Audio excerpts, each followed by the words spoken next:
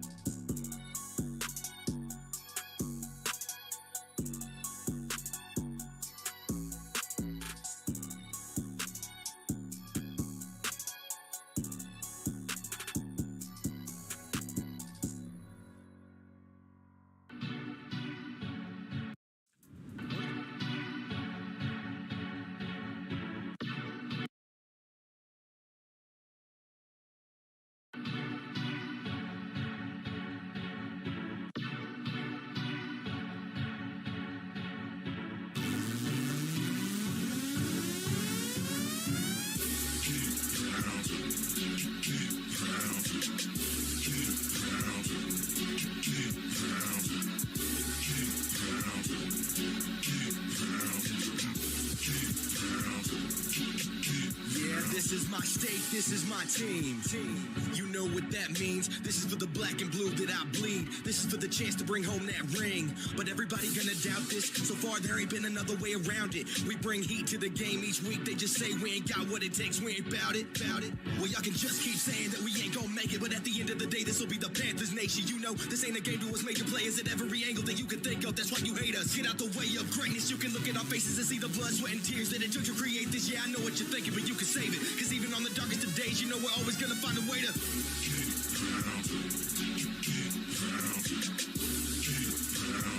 tell them what we gon' do, we gotta keep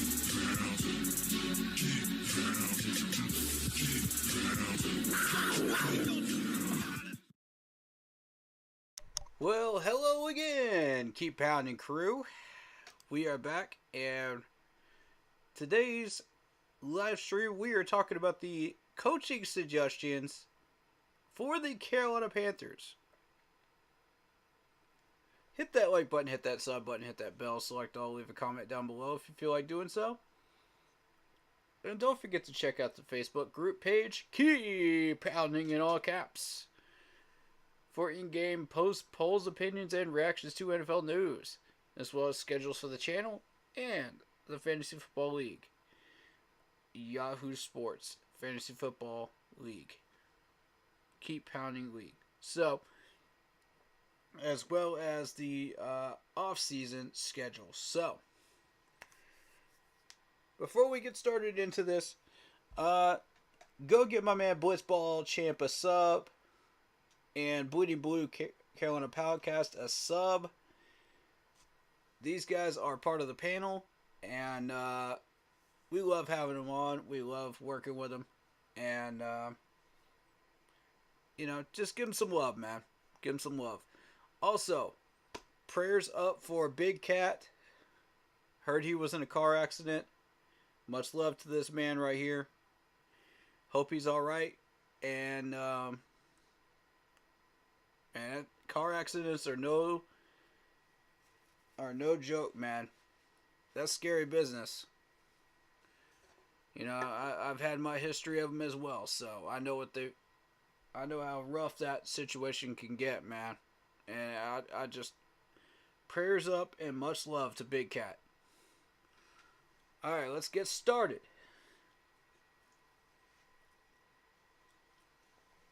Now, here's the interesting thing. When we were running through options tonight, I started taking a look at a few coaches' bodies of work. And I said, wait a minute. I started putting two and two together. And I was like, this could work. This could actually work. We've had so many issues with coaches clashing with each other because their systems don't fit. And it's just been back and forth, back and forth, back and forth. And none of these coordinators could get on the same page. And it was too many cooks in the kitchen, right? The puzzle pieces didn't fit. So these coaches I'm about to suggest to you, and I'll explain why. Sit tight. I'm about to explain why. Are the best fit. But we got to act quickly. Because one of them is about to get picked up. So,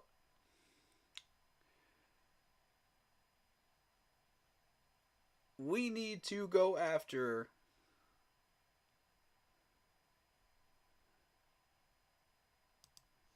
drumroll please, Mr. Fangio for a defensive coordinator. Now, hear me out. Hear me out. But before you get on any type of train or comment section here, hear me out.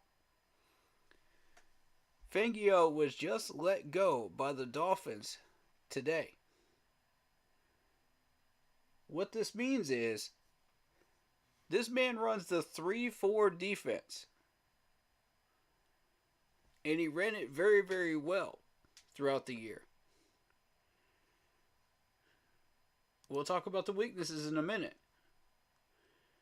But I want to talk about the strengths and what he can bring to us. Okay?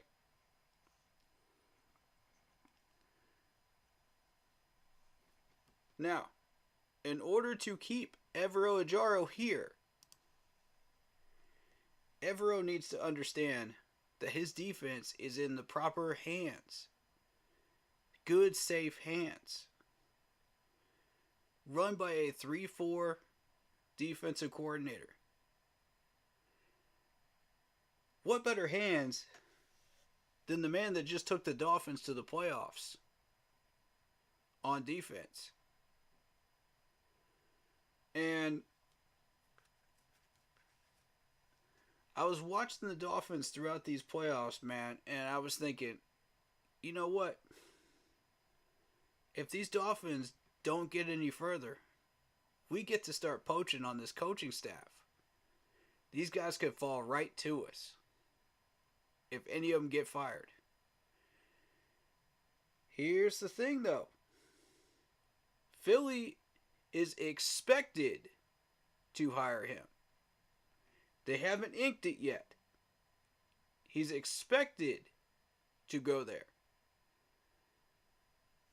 Now, what I'm suggesting to you is we got to act fast if we want this dude. That's why I started with his name first. I want y'all to understand, both of these defensive coordinators both posted a top 10 defense this year. Both of these defensive coordinators kept their respective teams in these games and able to have the chance to win games. The Panthers and the Dolphins. Now, our offense failed, but that doesn't mean Ajaro doesn't deserve his flowers and then some for the success he had. So, I'm appealing to Dan Morgan here.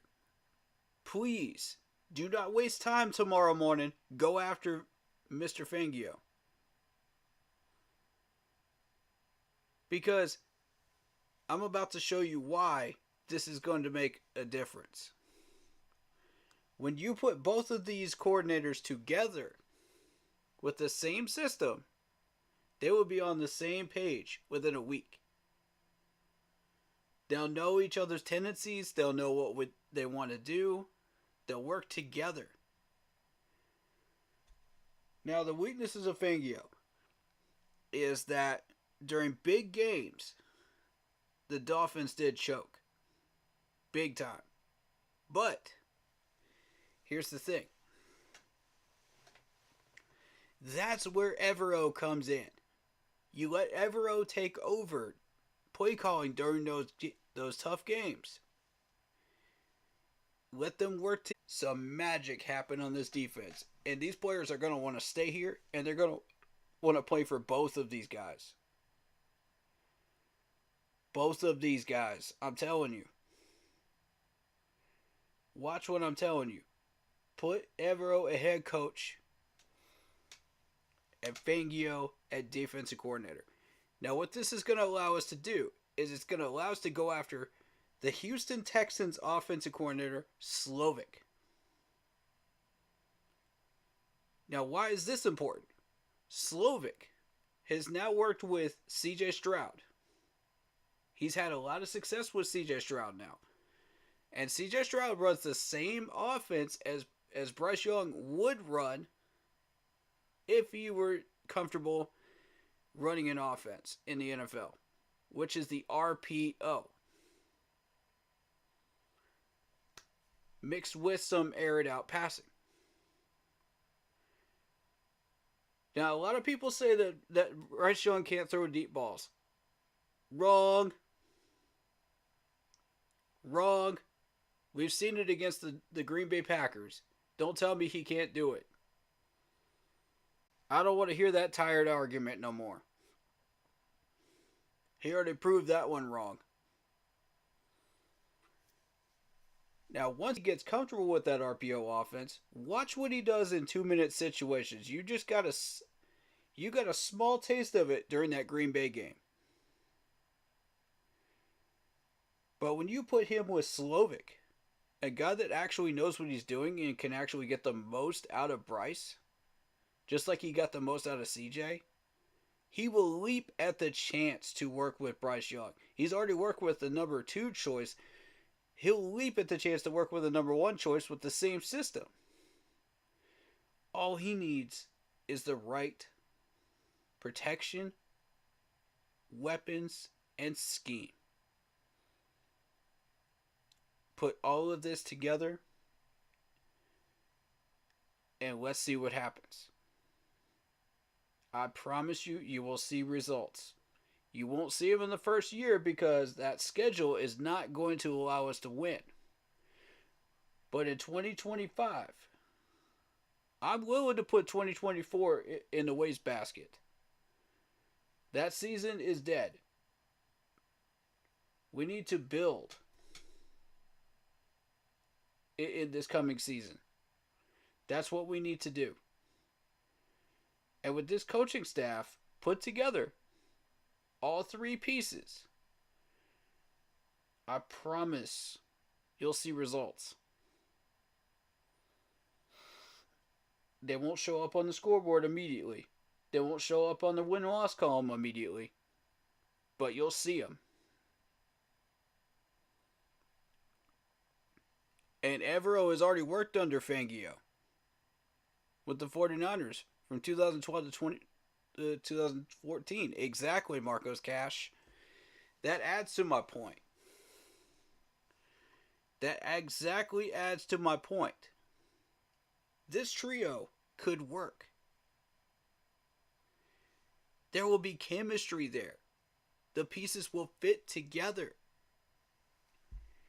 And what's even crazier is one of these gentlemen actually worked with Dan Morgan before.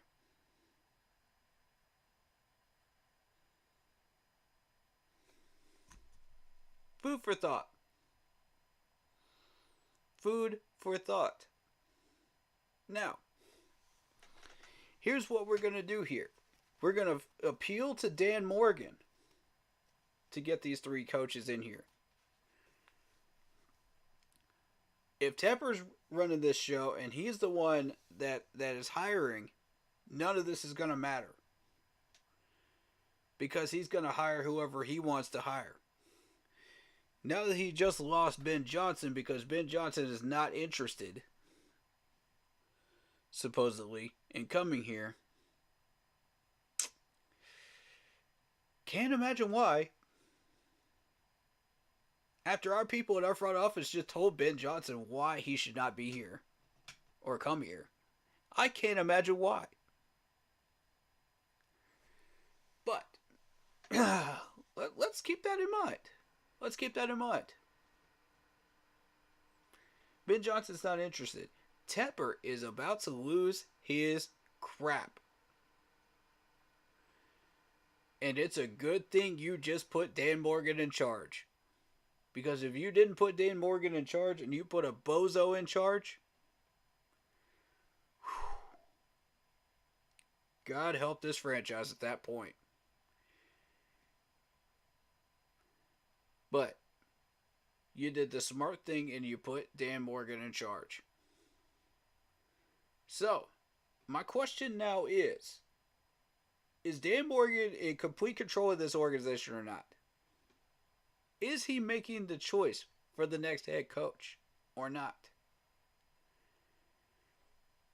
Can he hire all of these people? Or can he not? Is this Tepper's decision? Or is it Dan's?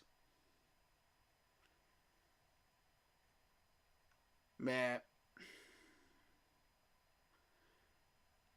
So what I'm telling you is, if we want Fangio, we better work fast.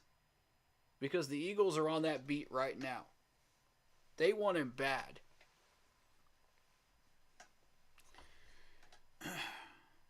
So Dan, I'm appealing to you right now. If you want a winning franchise from this point forward, this is the trio that you want. I do like Dave Canales. I do. He would be a second choice. But if you want to keep Evero here,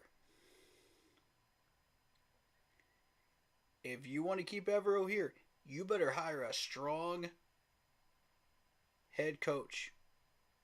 Otherwise, that man's gone. He will be asking for his buyout in .5 seconds if you hire the wrong coach. And half this roster is going with him. They're already on that free agent list right now.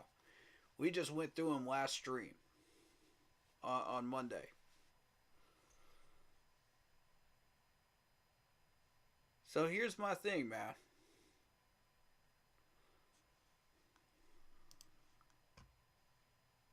Ken Dorsey would be my second choice at offensive coordinator. Why? Because he was Cam Newton's quarterback coach. This man could work with Bryce Young with an RPO system. Because Cam Newton was running a version of that when he was here.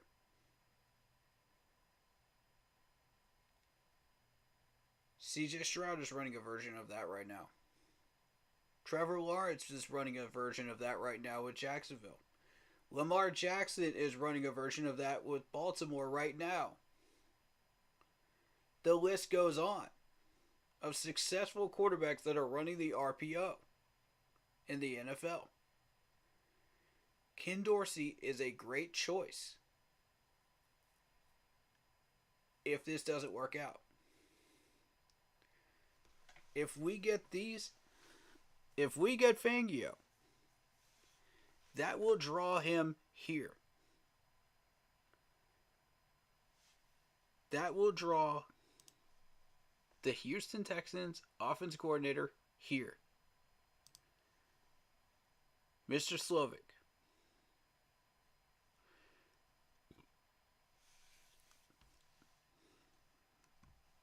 And I'm telling you, if you want to compete with the Falcons right now, who have already interviewed all of our candidates that we should be interviewing right now,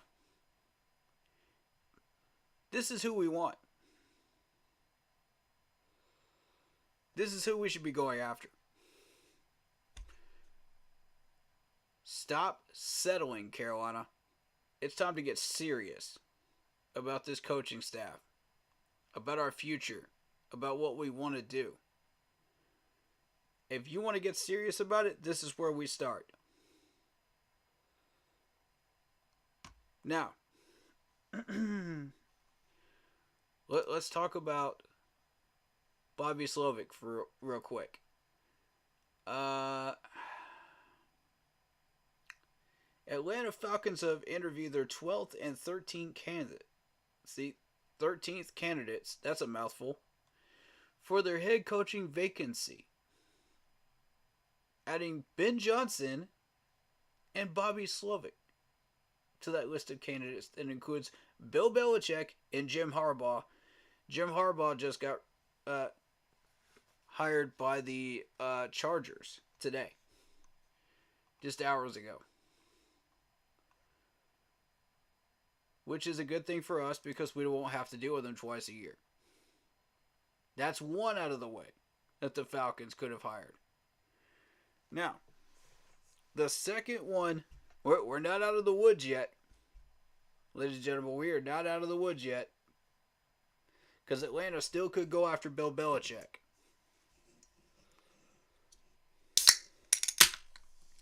And I repeat, I do not want to play against that man twice a year.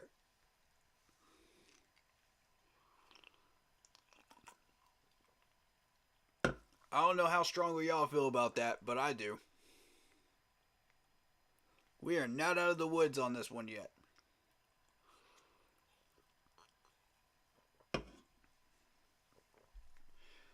So what I'm asking for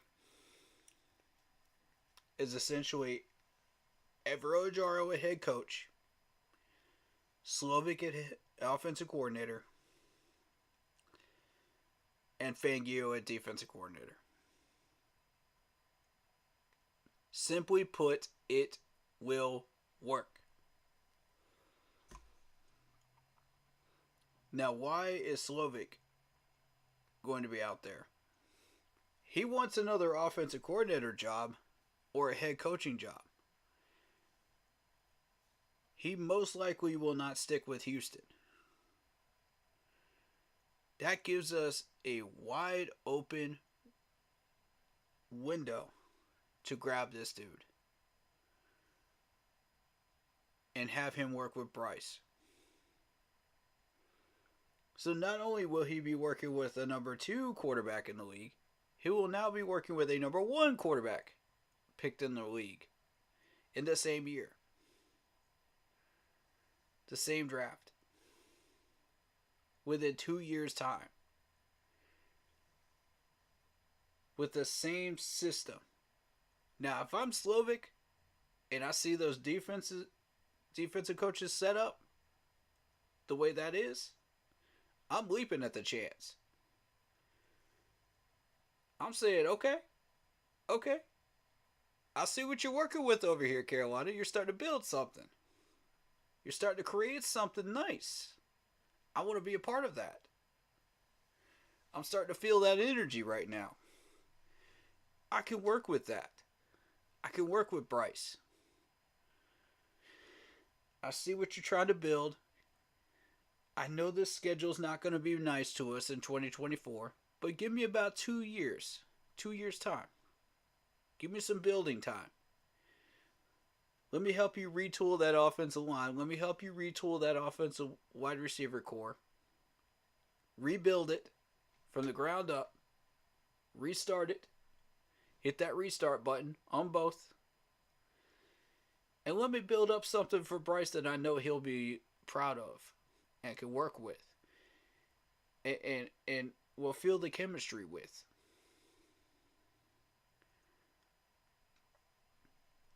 And I'm feeling like this is going to be a perfect marriage between Fangio and Ajaro.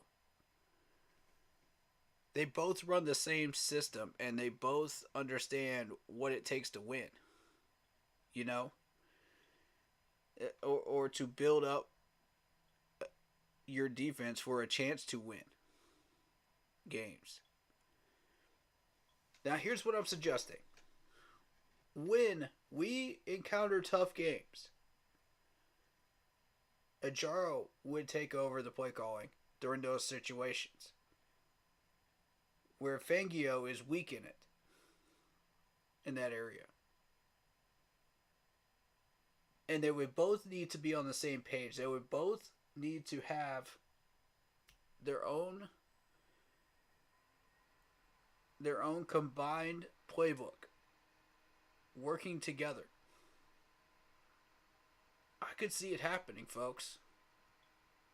That would make these players want to stay. And say, all right, I see what you're building here. I want to see if this will work. Sure, I'll put in another year for that. I'll put in another 2 years for that. Sure. Because I know that in the first year, in 2024, we're going to get some development. I'm going to develop as a player. I'm going to be able to push myself and mold myself into the player I want to be. That way, when we get set up for our run in 25, with all the pieces on offense that we need, and some extra holes filled on the defense in 25, before we start that 25 season, we're ready.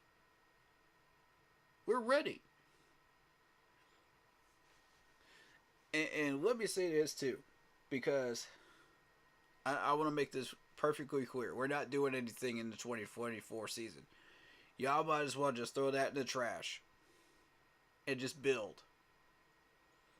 Just consider it a building year. We're only getting 4 or 5 wins out of 2024. That's if we continue on the current path. And that's with a top 10 defense. Y'all already know who's on this schedule. If you haven't seen it yet, I'll put it up on the screen for you if you want. Because we need to go through this. We need to look at this.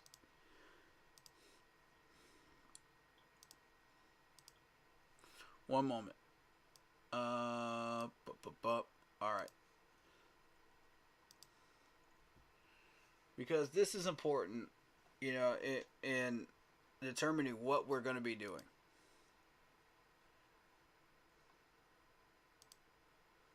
The 2024 schedule is a scary one.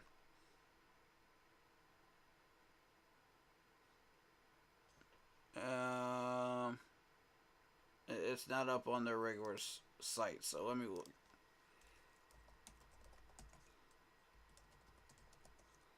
Schedule 2024. All right.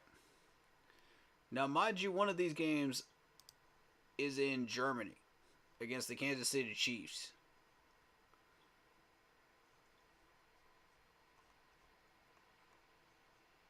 Here we go.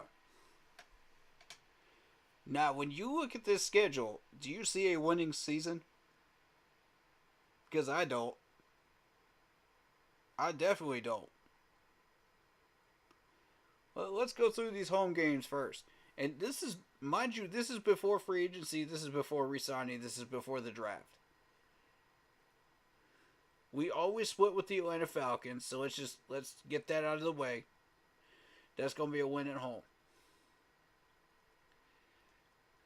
We might get a win against the Saints. Maybe. The Buccaneers are playing better. Who knows there? Alright, so that's a loss against the Dallas Cowboys. Let's get that out of the way real quick. Let's knock that one out. That's an L. That's a win against the Giants. The Giants are playing terribly. Kansas City Chiefs in Denver, in Germany. That's a loss. The Chargers just signed Harbaugh as their new head coach. That's a loss.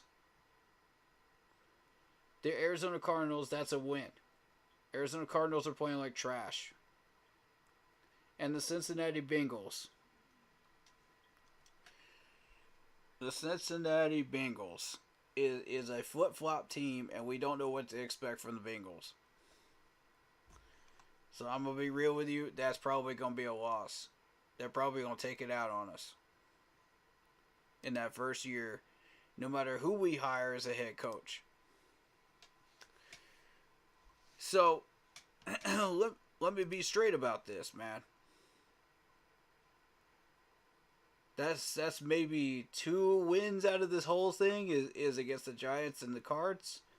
Maybe 3 against the Falcons. Who knows if that could possibly be a win or not? I don't know.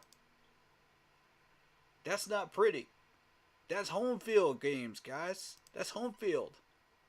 And that Chiefs game is in Germany. That's considered home field, but I don't consider that home. A home game. Because you're going overseas. You're traveling. Alright, so you got... In the away games, you got the Atlanta Falcons in away. We're terrible in Atlanta in the Dome. We're terrible at the Saints in the Dome.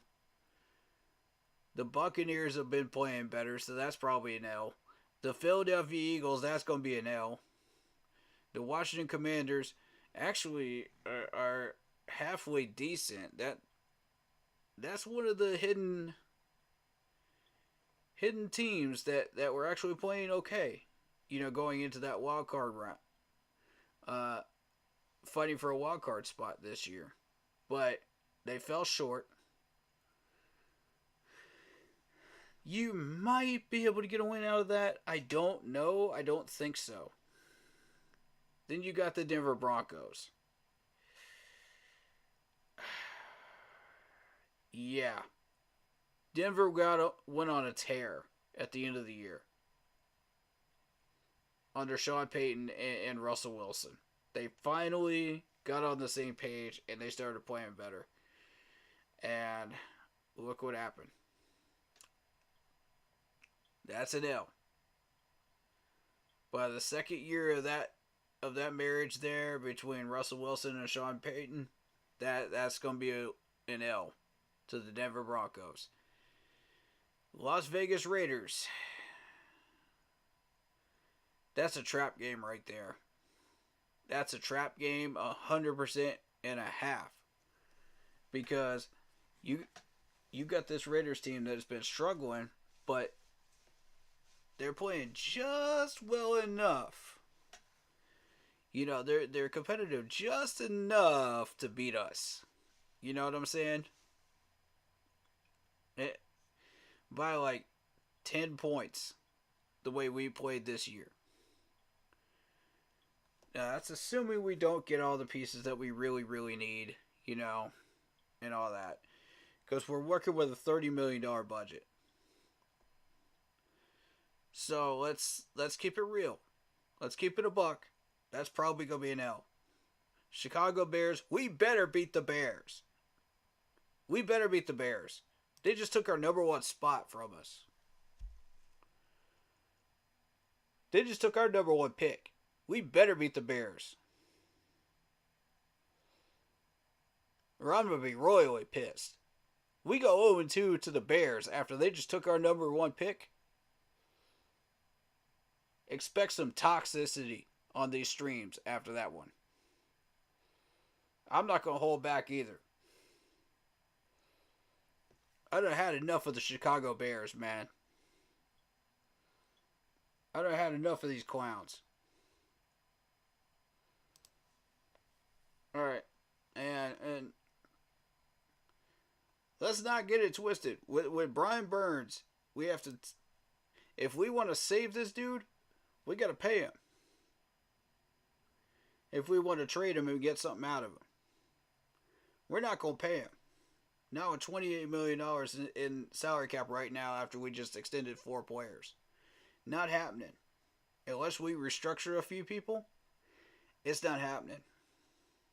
We're not getting anything out of them. Which is unfortunate, and it pisses me off royally. Considering the fact that this dude was gathering in first round picks offers, last year. As a defensive end. Not even as a linebacker / defensive end, but as a defensive end by himself. Strictly defensive end. And now he's sitting there maybe like a first and a fourth or fifth, maybe. That's just a guess. Just a guesstimate of where his value might be. Because you moved him out of his natural position. Because you failed to get a linebacker in the draft. So this is what Fangio would be walking into. Should he happen to get this job. And decide he wants to take this job. But I mean, this is Dan Morgan's decision to make.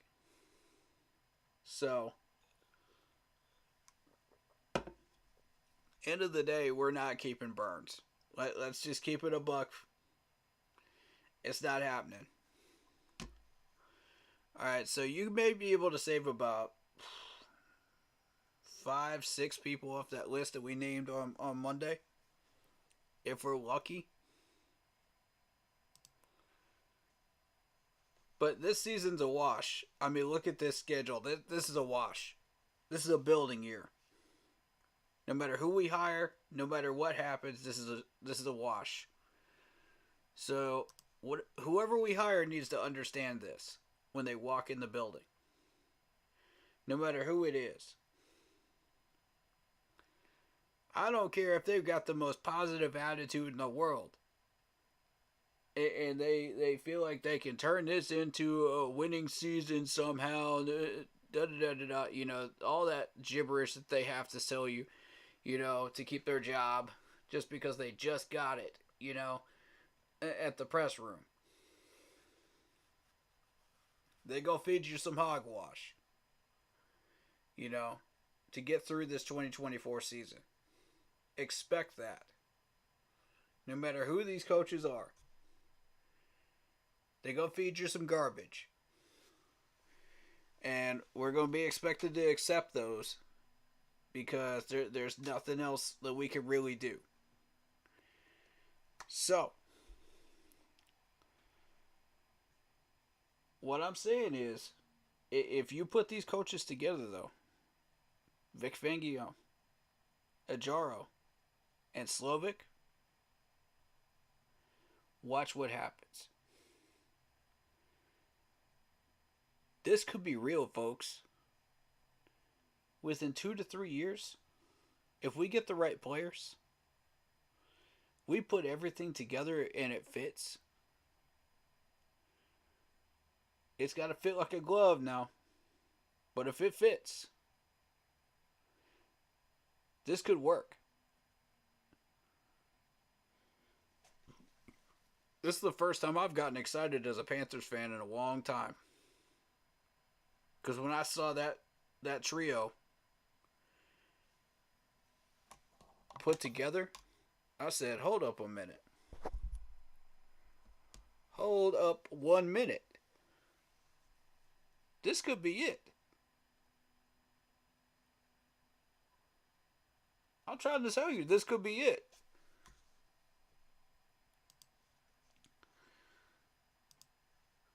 So, let's take a look at Slovic's body of work so far with the Houston Texans.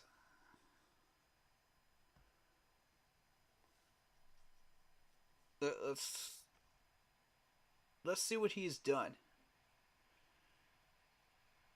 with the Houston Texans offense.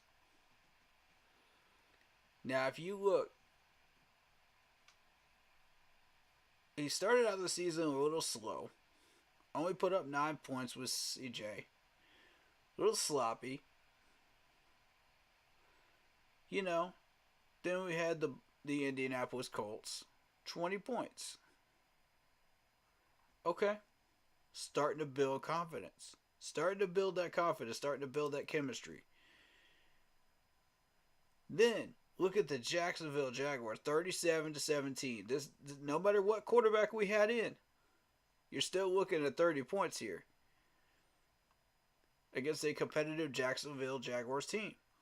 In Jacksonville, by the way. Then you got an easy coast win against Pittsburgh, 30 points. Okay, cool. You kind of slowed down against Atlanta, though. After a good couple of weeks. So that's 19 points here. You put up 20 against the Saints. Had a little bye week. And then you put up 13 against us. Our defense.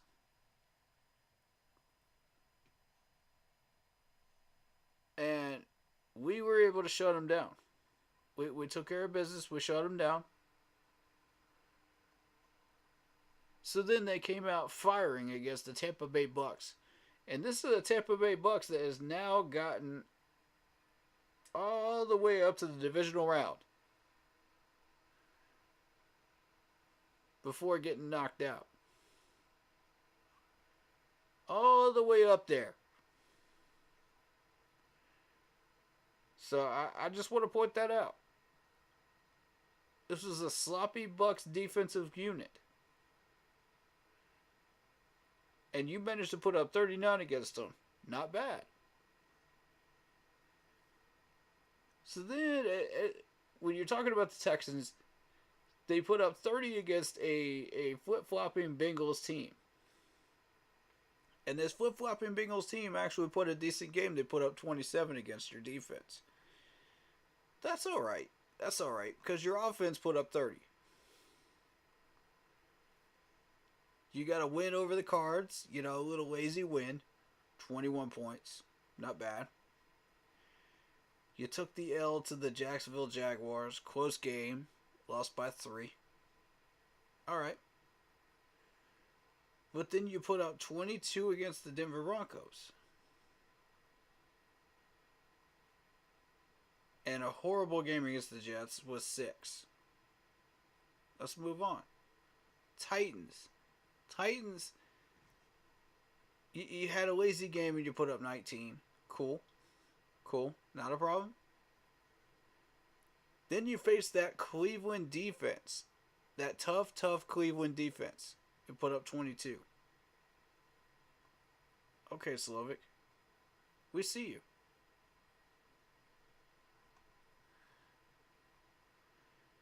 Another lazy win against the Tennessee Titans. 26-3. Not impressive. But you needed to show that you could put up more than the 22 that you put up last week. All right, fair. Win over the Indianapolis Colts. Fair body of work there. You got that 20-9 win over the Patriots. Okay, cool. The Dolphins, of course, shredded everybody. So that's not a surprise. You know, in preseason. These are preseason scores now. So even in preseason, the Miami Dolphins were looking good. But we're only worried about through up to week 18. So then you go to the playoffs. You go to the wild card round. You put up 45 points against this Cleveland defense. An impressive 45 points. After a very, very tough game with the Cleveland Browns earlier that year.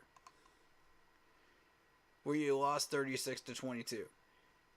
And these guys remembered it and they said, never again. Never again. We're not letting the Browns beat us like that again. So an impressive 45 points against that Browns defense. That once they got up there, did not know what they were doing. Because they haven't been up there for a while. You know, and they got a little sloppy. You exposed them. And then the Baltimore Ravens were just on another level and they beat you 34-10. That's a respectable loss to the Ravens. I can accept that because I've seen what Baltimore's been doing lately. And I said, you know what? Baltimore's the team to beat in the AFC. It doesn't matter how good Slovic's offense thinks they are or aren't. You know, you're not going to do anything against that Baltimore team because they were just on fire.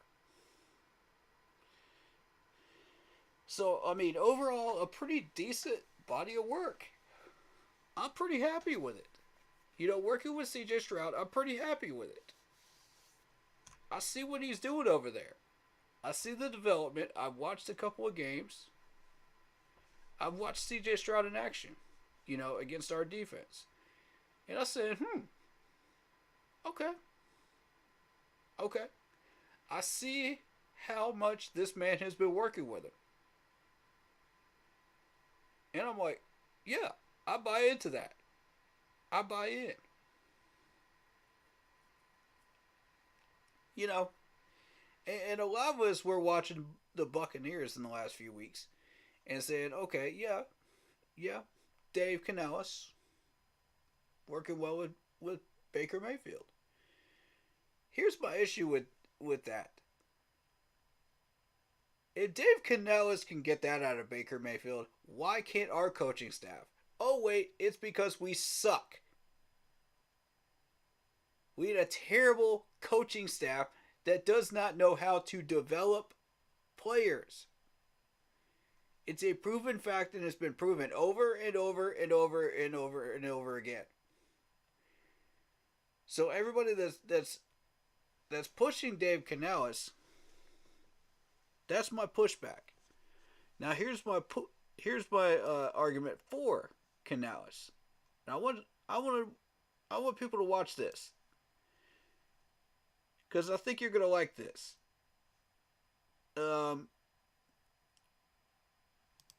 Let's take a look at who Dave Canales is. Listen to what he says and let's analyze it together, shall we? This is off of the NFL Report. This is an interview that they just had with him. Now I'm going to be starting and pausing a little bit, so if that bothers you, you know, I apologize, but I'm trying to give an analytical response to this. I watched it right before the stream, so I did get a taste of it, so. But let's listen to it together, shall we? Let's pick this apart a little bit. Report, Steve Weitz, James Palmer with you. And Steve, we are joined by the offensive coordinator of the Tampa Bay Buccaneers, Dave Canales, who is in the postseason. Dave, I have to start off with this. Thank you for joining us. I know you don't need any added energy. You already bring enough, but what's the juice like that we're preparing for postseason football right now? Oh man, a lot of excitement around here. Fortunately, I come from a place who has seen the postseason quite a bit. Walk into another place, 4 straight seasons, going to the postseason, three straight NFC South championships. So there's a buzz around the building. This feels very familiar to a lot of guys. So for us, it's just about. Think about that for a minute. He's been bouncing around from place to place that have had a history of being in the playoffs. Think about that.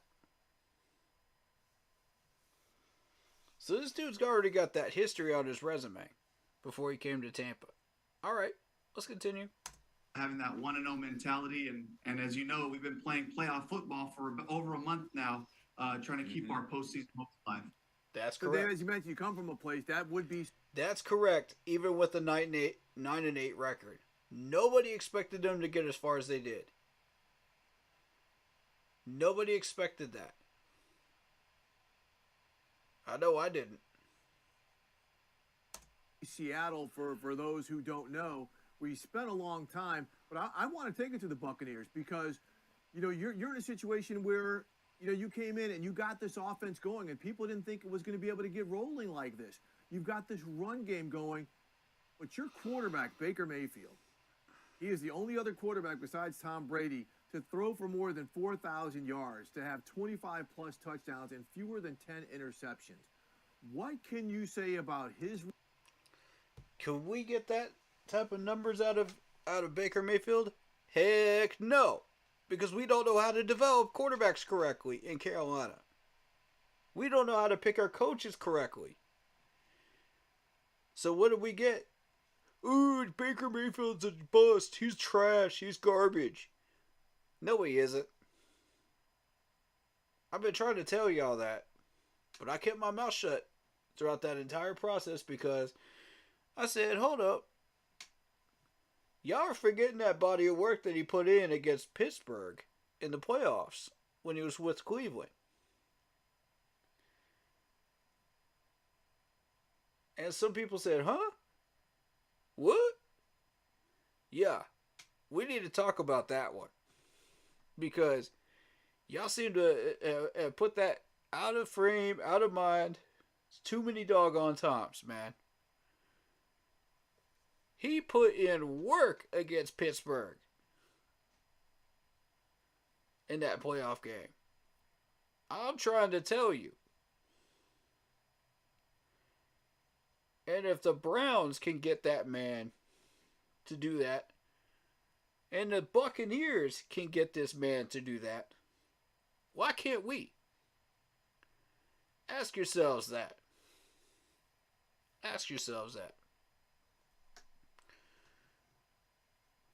And I'm wondering, are we, if you're just basing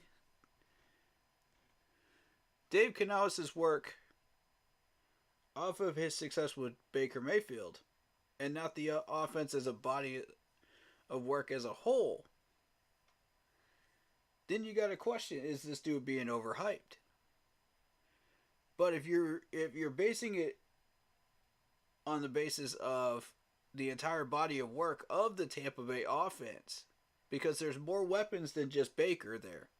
You got Mike Evans, you got these tight ends, you got the strong running backs, like he's about to mention, Then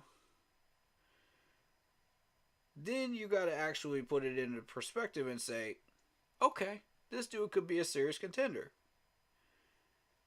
Now listen to his verbiage here. This is what I want y'all to pay attention to. This is going to be really, really important. Resurgence, and honestly, his toughness, because what he played through in Week 18, it was amazing watching him grit through that game. I can't say enough about Baker. Just the opportunity, to be able to work with the guy with so much experience, thrown into the fire right away, first overall pick. But for him to just continue to believe in himself, to believe in his teammates, build relationships, grow with this offense as we're putting in a new system with new words. Hold on. I might have to black out the screen, but you guys will still be able to hear him. Because this is actual NFL footage. I don't want to... yeah, I don't want to get in trouble for this. There we go. But you guys can still hear it, though. For everybody involved, but to watch him really, tough it out a bunch of games throughout the season, and especially last week, to be there for us, to make critical plays when we needed him at the end of the game. I can't say enough about his just mental toughness to overcome, the challenges that he faced physically to be able to be available for us. Now, hold up. This dude has mental toughness? Mental toughness? Did you hear any of the Panthers coaches talk about mental toughness when this man was here? No. Not at all. Not at all.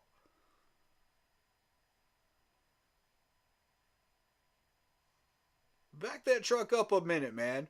Back that truck up a minute. Beep, beep, beep, beep. Let's go back to last year when we had this man at quarterback. Did any of you hear any of these coaches during the Matt Corral years sitting in that depth chart? And you had Sam Darnold sitting in that depth chart as well. Did you hear Matt Rule talk about mental toughness? No. No, you did not. We're backing it up 2 years now. When he was a Carolina Panther, did you hear anybody say that about Baker? No, you did not. Let's continue. Yeah, dealing with a rib injury, dealing with an ankle injury, and you described the way Baker's done it. But, Dave, I'm curious how you've done it, because we look at the year prior to this and what you guys did in Seattle with Geno Smith, and then you look at Baker here, and these, let's just be honest, some people around the league say these are essentially cast-offs. What is the process that you see when you look at a quarterback you're going to be working with and you go about making sure you put them in a position to succeed? What's your process in that when you examine their game? Before we have his answer, I just want to say, I'm looking at a video that Undisputed put out with Skip and Shannon just 7 days ago,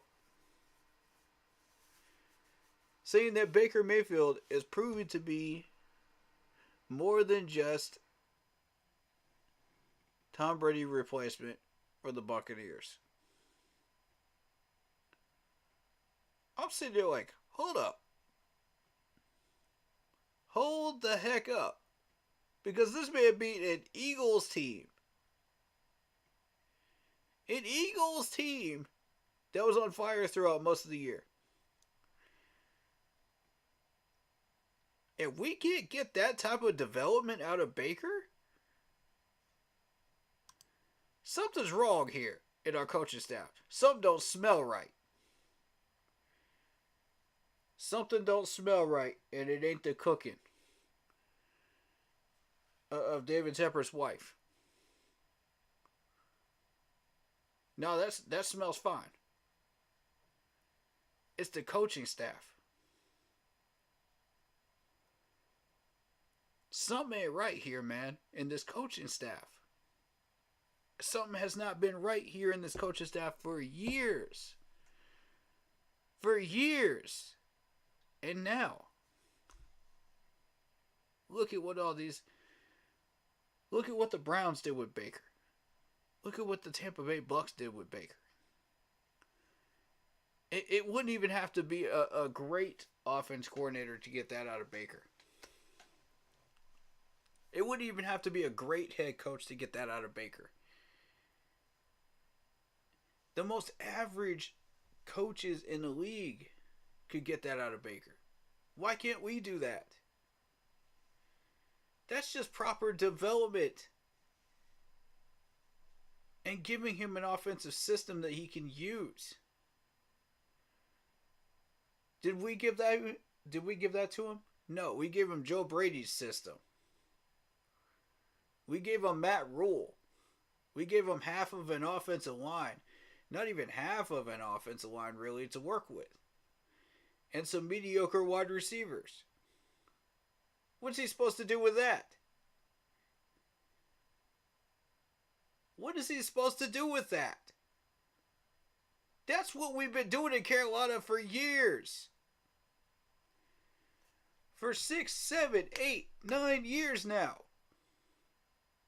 And we can't seem to get ourselves back together to a point where we can get out of those garbage situations and give these quarterbacks what they need. There's something wrong here. That's why I'm telling you, you need to clean out this cabinet of coaches in Carolina. When you hire this new head coach, no matter who it is, you need to clean out this closet, man. Because this closet has a lot of skeletons in it. And it's a lot spookier than anything you'll ever see on Halloween night. Because none of these guys belong here. Those top 5 guys I was pointing out on Monday night on stream do not belong here.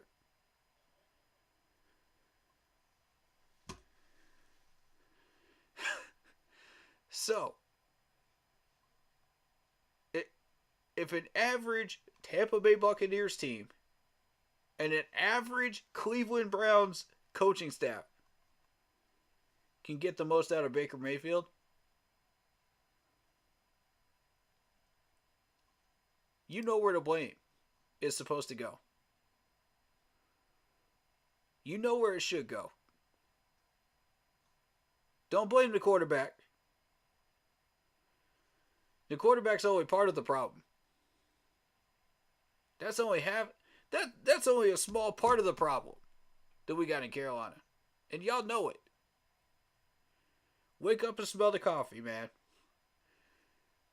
It's Folgers in your cup. Smell the coffee.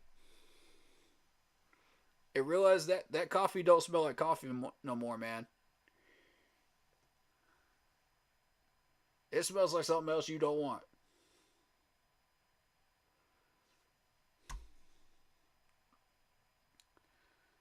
So that's what I'm saying. Like, an argument can be made either way with our man from Tampa Bay here. But I'm going to look at the positives. I'm going to look at the positive with Dave Canales. So let's continue with this. I think the biggest thing is, even especially when you're introducing a new offense, is that we do need a starting point and we do need a place to teach words, to teach route stems, depths, different things like that. But as we go, I think it's just really important. It was for Gino, it was for Russ before that, and now with Baker, is that we become the version of our offense that puts them in the most comfortable and confident place where they can play fast and decisive. And so we become something. Wait. Y'all heard what this man just said, right? Y'all heard what this man just said. Let's break it down now. Let's break it down now.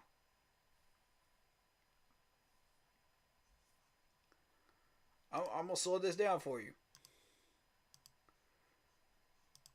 And we do need a place to teach words, to teach route. And you go about making sure you put them in a position to succeed. Let's What's back your it up. process in Let's that back it up. when you examine their game? All right, here we go. I think the biggest thing is, even especially when you're introducing a new offense, is that we do need a starting point, and we need a starting point. We need a starting point. Who is Carolina's starting point? Who is Carolina's starting point on this offense? If you had to pick one right now, and that's before we start tossing people, who would you see as our starting point? For Tampa Bay, it was Mike Evans. For us, I'd argue Adam Thielen. Wouldn't you? I'd say Adam Thielen. All right, let's continue. a place to teach words, to teach route stems, depths, different. Route stems, depth. Now, what other coach do you hear talking like that and saying stuff like that? Different things like that. But as we go, I think it's just really important. It was for Gino, it was for Russ before that. And now with Baker is that we become the version of our offense that puts them in the most comfortable and confident place where they can play fast and decisive. And so we fast and decisive in a comfortable place. Wow. I like that. I like that. I'm not even gonna lie to y'all. I like that. I like that. we become something that has a Baker Mayfield twist to it, and I think that's the beauty of our system is that we have enough confidence, over the years to kind of evolve into who our people are. It's the media. Evolve. Keyword evolve here. That's one thing our coaching staff never did with these players. We didn't evolve at all. We didn't evolve at all. None of these guys. Let's continue. The U factor. It's learning how to throw to Mike, learning how to throw to Chris Godwin, Kate Otten. How do we use Rashad White out of the backfield, and a bunch of other guys that I hate that I'm not mentioning. But I think it's being able to just kind of swallow your pride and say, hey, I'm not going to live and die on this concept. What is he throwing? And you can always tell by that confidence on that back foot. When it goes into the ground firmly and the ball comes out and he rips it, he loves the play. How can we build this play a few more ways for him to be able to execute it? Well, Listen to the way this man talks right now. Listen to the way this man talks.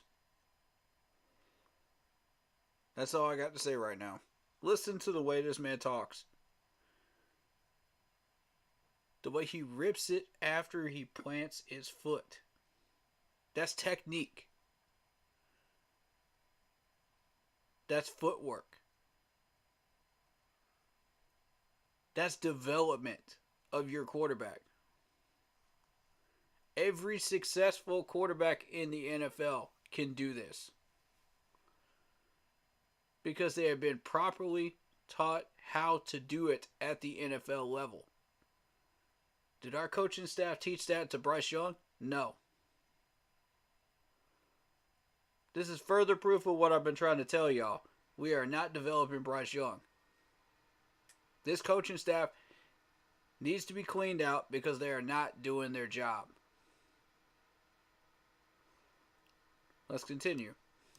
I love hearing that because, some of the technicalities and even some of the small nuances that you say, this is what's going to work. And with that point, you mentioned Rashad White, the running game. This is something that has been a struggle for the Tampa Bay Buccaneers for the past 2 seasons. And now you have established the run game that sets up that run action that really opens up your offense. What about the way you've got this offensive line playing? Again, establishing someone like Rashad White to operate that functionality of the offense that you were just talking about. This is where I get to really pump my staff, Harold Goodwin. So everybody knows him as Goody, and Joe Gilbert. He's great. Nobody had a bigger impact on this season than those two guys. You take Tristan Wirfs, put him on another side. You take Luke Goedeke and you move him from guard to tackle. You introduce Cody Mock, a rookie, to the mix. Robert Hainsey starts his full season. We started out with Filer at the left guard. Stinney comes in after that, Aaron Stinney. And those guys just being able to really work with them, improve their technique, get them Listen to that. Listen to that real quick. How much have I been complaining and saying we need to work on our technique? How much have I said that this year? I've lost count. I'm sounding like a broken record. Now, who do you know that is a head coaching candidate right now? Besides the obvious first 4, talks about their O-line that they've worked with. Nobody. None of them. None of them. I like this. I like this right here.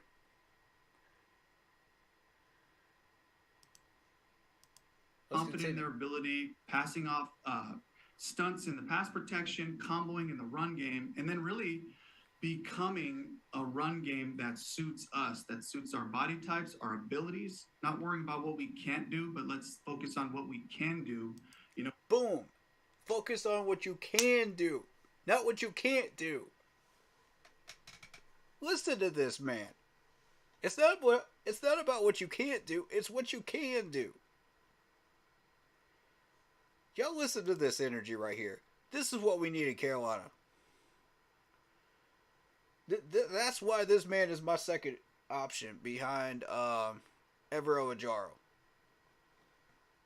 I want Ajaro in here if we can get Ajaro in here, but I like that energy, man. I like what this man is saying. And the only reason I like Ajaro better is because, number one, we got to try to keep him in Carolina. We don't want him to go anywhere. And the only way you're going to do that is hire him as head coach or put somebody strong at head coach where he will be put at defensive coordinator and not want to move. That's the only two ways. That's why I'm in support of this man right here, Dave Canales. Listen to the way this man talks. I like this. What does Rashad run so well? And that was like a full season effort. We really saw it in the second half of the season. We saw our rush per game average go up 20 yards, and in that stretch, we had a bunch of victories. We took some knees and we just... Rush per game average. Now, who points that stat out? Have you ever seen a Carolina Panthers coach, offensive or head coach, point out that stat in the last 5 years? No, you have not. Nope. Not anybody on that staff. Anywhere. Name me a player that has pointed this stuff out. Oh, yeah. They have. But the coaching staff? No. That's why we got to clean these people out, man. Clean out the closet. Battled, man, and we knew that we were going to have to run the ball, giving the guys confidence, putting them in formations where we could be aggressive and play fast. And so I really got to give a lot of love. Put them in positions where they can play aggressively and play fast. When was the last time we had an offensive coordinator that talked like that? Just, my God, man. And I got to talk about John Van Dam, our tight ends coach as well, because those guys are such versatile tight ends to be able to allow us to do a lot of the stuff that we did. He's giving credit to everybody. Everybody. Because guess what? Everybody's in tandem with this dude. There's chemistry. Their offense fits like a glove. Ours does not. It's an island of misfit toys. And that's why we have what we have. We have no development. We have no spine. We have no backbone. We have no ability to create those types of plays. And that type of play calling. Because we don't even know what we're trying to do. It's a circus. And yet you got Dave Canales down there in Tampa Bay saying stuff like that. And look at the results. And I'll be the first one to tell you, when I looked at Tampa Bay going into the playoffs, I thought, okay, this is the weakest team of the bunch. This is the raw meat of the playoffs. I was dead wrong. And it does happen. I am eating my crow on that one. I did not expect them to do what they did to the Eagles. And I'm going to be real with you. This dude is for real.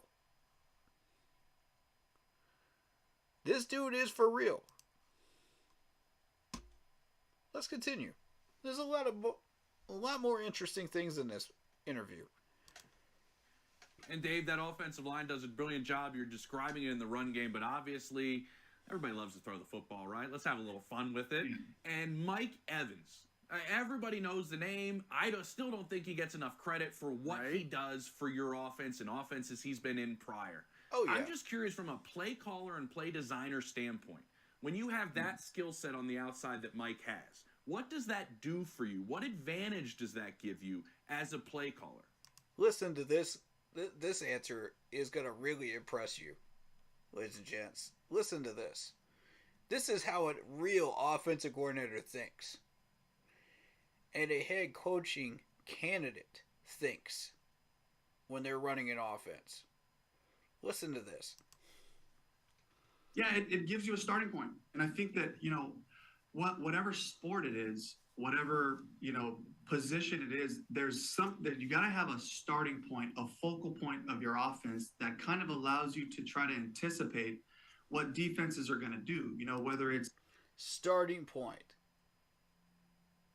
A starting point. Think about that for a minute, y'all. Let that sink in for just a second. A starting point. Mike Evans is their starting point. For us, it would be Adam Thielen. So again, keep that in mind. this amazingly powerful run game as a starting point. Here come the hard actions. It's Mike Evans, and they're going to try to put one or two, sometimes three players to his side. How can we take advantage of the rest of the field? And of course, the greatest challenge for us is we still got to find a way to get him involved while they're doing this, while they're making efforts to way. How can we make the rest of it come to life? The screen game, the run game, the passes to the other side, putting him in different spots in formation. But for me, it allows me to kind of set my mind on, here's a starting point now. Can we build from here? Can we build from here? That's what an offensive coordinator thinks about right there. That's what a real offensive coordinator thinks. And a possible head coaching candidate. I'm sold on this dude. I'm sold on him. Dave, the things we're talking about, you've done with this offense, and the way so many guys have developed, but it's also happened when you were in Seattle with Russell Wilson, with Geno Smith, and as a result, you've been requested to be a head coaching candidate. I mean, your name is out. He's worked under Pete Carroll and the Seattle Seahawks. He's worked with Geno Smith. He's worked with Russell Wilson, and he's found success. Out there. How are you approaching that part of it, knowing that you've done some good things and people are recognizing it, just where you might be the next guy who gets a head coaching job? I mean, it's surreal for me. And the first thing I think about is just a lot of the guys that contributed to this, and the rest of the staff members in Seattle that were a part of just kind of developing a system over the years and evolving with the different players that come in and come out. Did y'all hear that word? Did y'all hear that word? Was it just me that heard that word? Or is it y'all too? System. They developed a system. What have I been saying all year? What have I been saying all year, y'all? Get here to Tampa Come on, just, man. Really trusting our staff to take their rooms, to teach the mentality, to be positive, to be about development, and really searching about to push. Development. Y'all hear this? Y'all hear this? This is the type of talk we need in Carolina, man. Our guys, is what and we so need. I think about all my guys, and it just overwhelms me with gratitude. I'm so appreciative that I get to have these opportunities come and this recognition. But I'd be remiss if I didn't talk about Brad Itzik. The great job he did with third down, and Thad Lewis with the red zone. I talked about Goody and Joe, but Skip Pete in the running back room, teaching them what we're looking for. John Van Dam's done a great job with our first and second down run to pass marriage. All the guys. Listen to all of these people that he is mentioning right now. He's a humble gentleman. He's a humble gentleman. And I'll post this interview on the Facebook page, of course. But I wanted you to get a real taste of who this dude is. You know, and this interview really, really lights up who he is. I like this. Guys, all up and down our staff, every person on our staff has a role that I'm counting on them to bring to every week, so that we have this versatile attack where it's not all just coming from me alone. So I couldn't have done it without those guys, and of course, great players. And Baker coming in and playing fantastically, and really being a threat on third downs, the finish, the mentality, and above all, just the guys really loving to come to work and coach together and practice together. It's been really special, and I'm excited to finish this season the right way. And as the things come and those opportunities come, I got an idea about how I want to go about that too. All right. The energy and the excitement to want to go and play for this dude. Listen to that. That's a guy that will command a locker room right there. This dude will command a locker room's attention. This is who Dave Canales is. And I'm really starting to buy into this dude, man. I really am. Right. Dave, I don't know if this modesty is going to work in a head coaching position. I mean, you're just putting the. I don't know about that. I don't know about that. I don't know about that, bro. Anybody else but yourself. The staff, the I think players, it will. everybody. It's nothing about you, but you're a brilliant offensive mind, and you're one of the few Latino coordinators in the NFL. I'm curious what that means to you, and your success with the spotlight we're talking about getting shined on you, how that could possibly or potentially open up the doors for others after you. Right. Yeah. Yeah, for me, it's about belief and opportunity. And obviously, I was with Coach Carroll for 14 years. Started off coaching in Carson, California, in LA, where my brothers and I are from. But so I take a lot of pride in it. There's a whole other story about my grandpa and the fight and struggle that my grandparents had. My dad being first generation, just going to college and all that. But just the belief to dream big, to go aspirations, the work ethic that comes along with it, which is a really prideful thing for me being a Mexican American. Dream big, big aspirations, the work ethic. That's a guy I can throw my hat in with, just man. To be able to take every job that you have, whether big or small, and to attack it with pride, and have a sense of purpose and identity in it. So it means a lot. And hopefully, A sense of purpose and identity. Listen to how this man thinks, man. I love this. I love this. I really love this. I'm feeling it. I'm feeling this dude, man. encourages somebody out there to just like, hey, man, sky's the limit. We live in a great country. Football is one of the greatest sports products that there is, in terms of, viewership and opportunities. But just to believe and continue to show up and do whatever's asked, and being willing to do that. Man, I mean, this dude just comes across as real to everybody, man. That's real. That's raw right there. I like that. I like that right there. I could work with that. That's something that will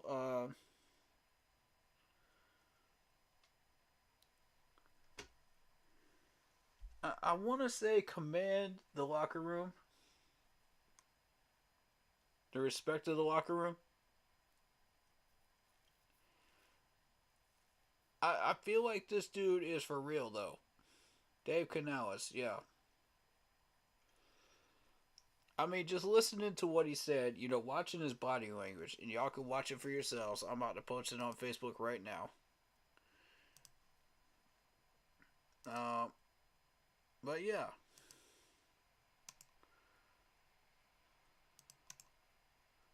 This dude is for real.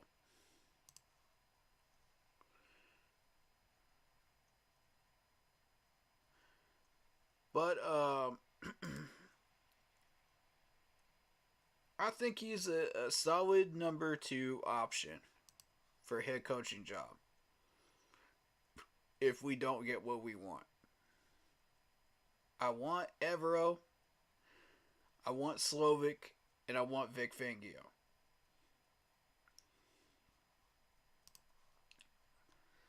But if we don't get those three as a trio, which I'm fairly confident will work, Dave Canales is a great option. I'm happy to throw my hat in the ring with Dave Canales. I would be satisfied doing that. You know, and that might be enough to keep Evero here. Maybe. Maybe. Maybe. Just maybe. But how are you going to lure him out of Tampa Bay, though? Therein lies the problem. Because once he's tasted success with Tampa, the only way he's going to go outside of Tampa is to take a head coaching job. He's not going to go outside of Tampa to take another offensive coordinator job.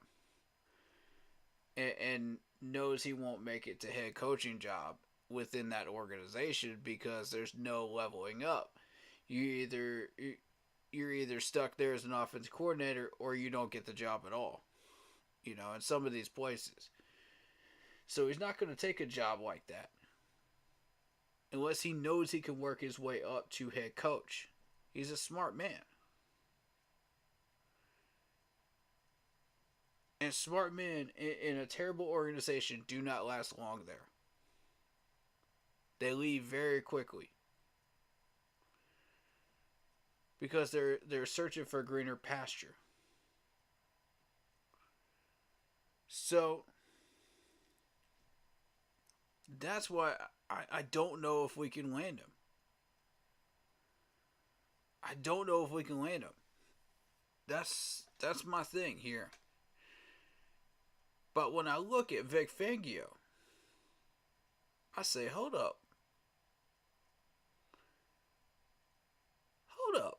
This could work with Evero. Evero could even out those weaknesses. He could flatten out those weaknesses, man.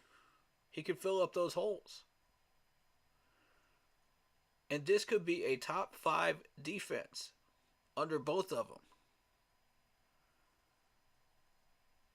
So then that frees us up to go after Slovic. Now Slovic, if he doesn't take that job in Seattle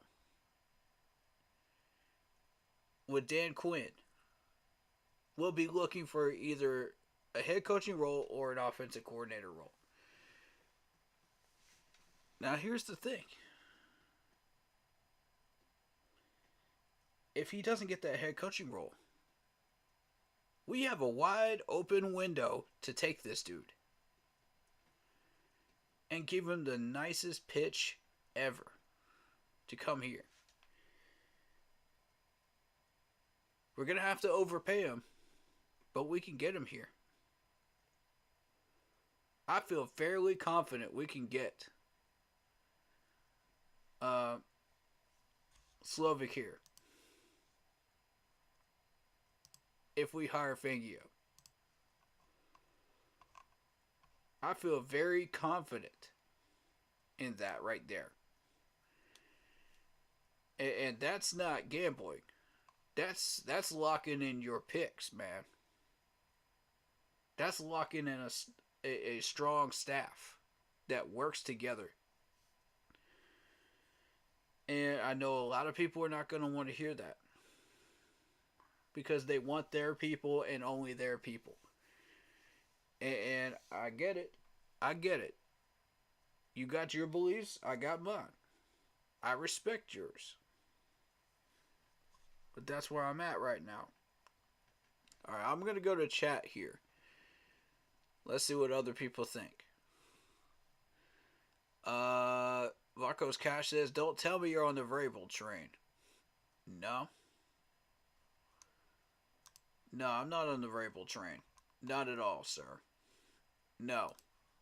I don't want anything that comes out of Tennessee. Nothing. No, thank you. No, you can go ahead and take Thomas Brown with you back to Tennessee. Put him on a plane with you. Tell him to go ahead and pack his bags. Tell him to go ahead and unload his house and take him with you. I don't want Thomas Brown here anymore. With all due respect to this man, because, best wishes, man. I hope you find success in Tennessee. But your success ain't gonna come here, man. It ain't gonna happen here. Fangio is going to Philly so he can be close to family. It's already been reported. Well, it's been expected that he's going to sign there. Quote unquote expected. I've seen a lot of situations where coaches are expected to go somewhere and they don't.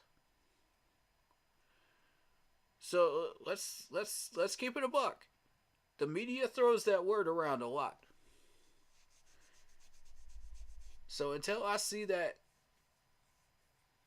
ink on paper, man, I'm not going to believe it. You know what I'm saying? Until that pen hits that ink in Philadelphia, we still have a shot. And I suggest we take it. And we do it quickly. Marcos Cash says, I would be okay with Evero, I guess. Not my first choice. Evero has already worked under Fangio at the 49ers from 2012 to 2014. Exactly. And y'all know how dangerous that San Francisco team was back then. During those years. I don't have to tell you because we faced them, dude. Those Niners were our nemesis back then. Same with the Seahawks. Yeah, those were some close games. And,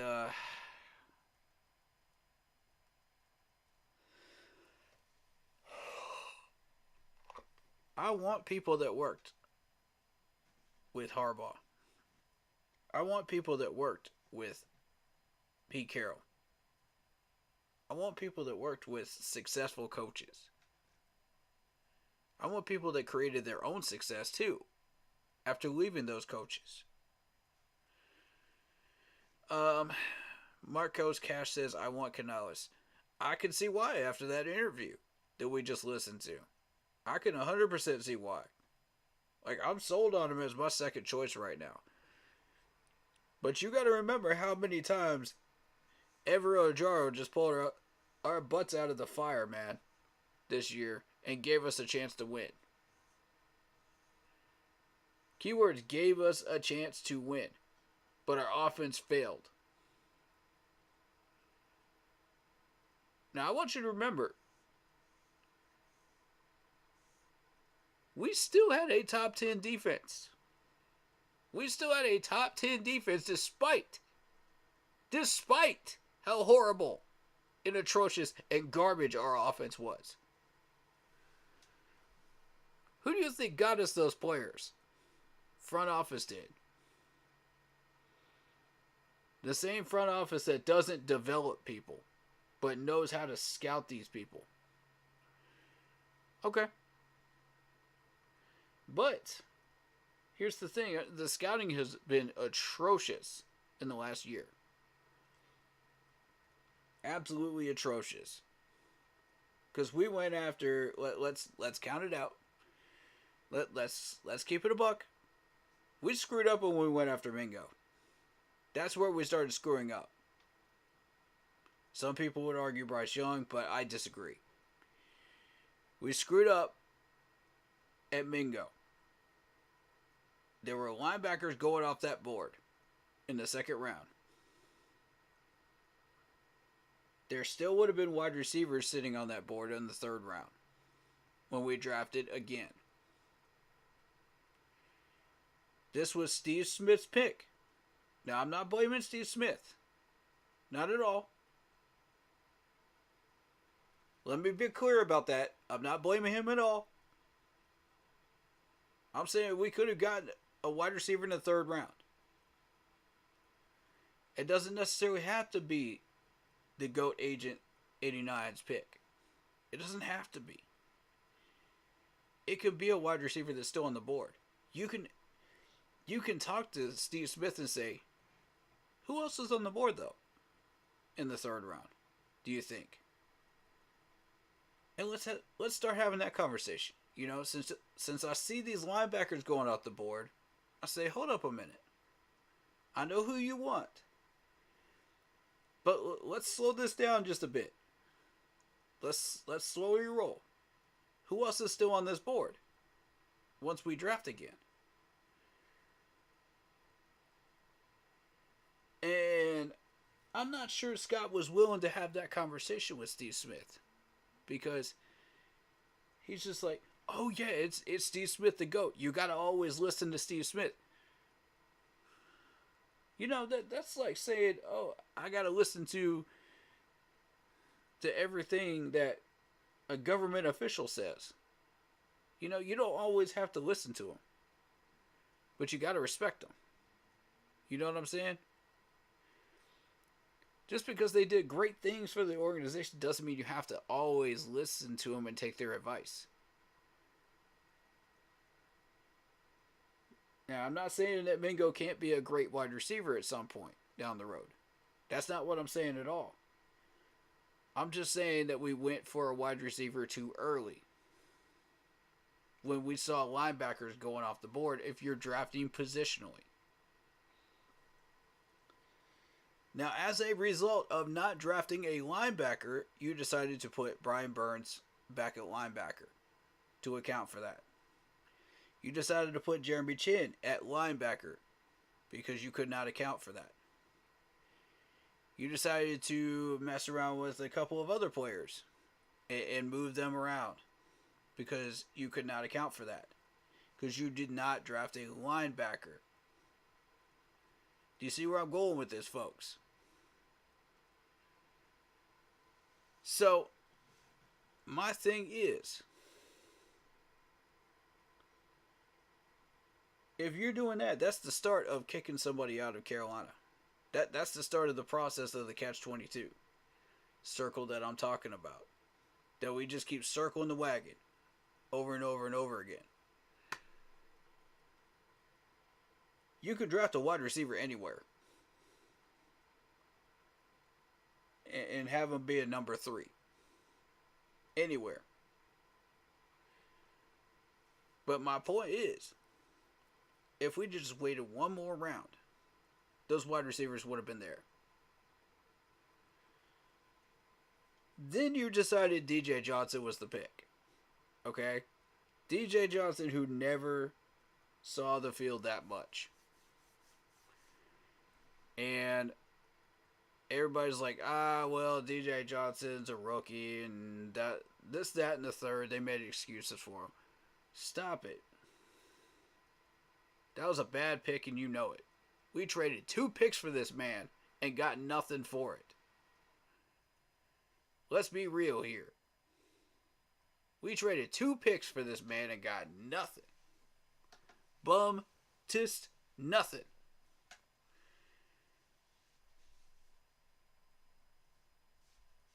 The trash drafting continues. Okay?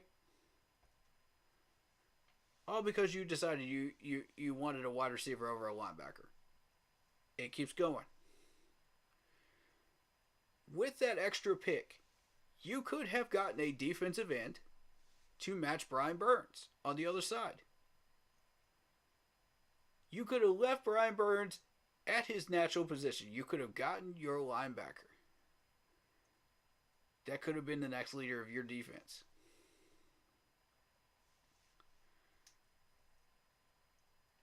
I had my eyes on Chad Surratt, but I knew that wasn't going to happen because I know this management too well. I know it too well when we had the chance to do so. North Carolina native, and we didn't go for him. Then, as a result, you continue on. You got plenty of safeties in the safety room. Plenty of safeties, but as a result of moving Jeremy Chin up to linebacker, because you didn't draft a linebacker, now you got one less talented safety that is lowering himself down to the average level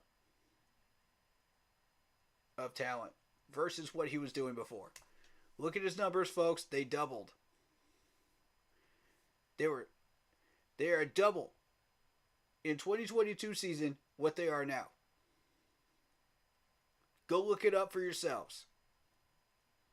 This is as a result of moving Jeremy Chin up to linebacker, which I suggested that we don't do. I said it many times on many different VODs. Don't do that. And we did it anyway. So you decided, okay, I like Jeremy Chin at linebacker. Let's get Jamie Robinson. I like his energy. I like his personality. Just because you like his personality and who he is doesn't mean that translates to the NFL level. You're taking a chance with every draft pick that you go after.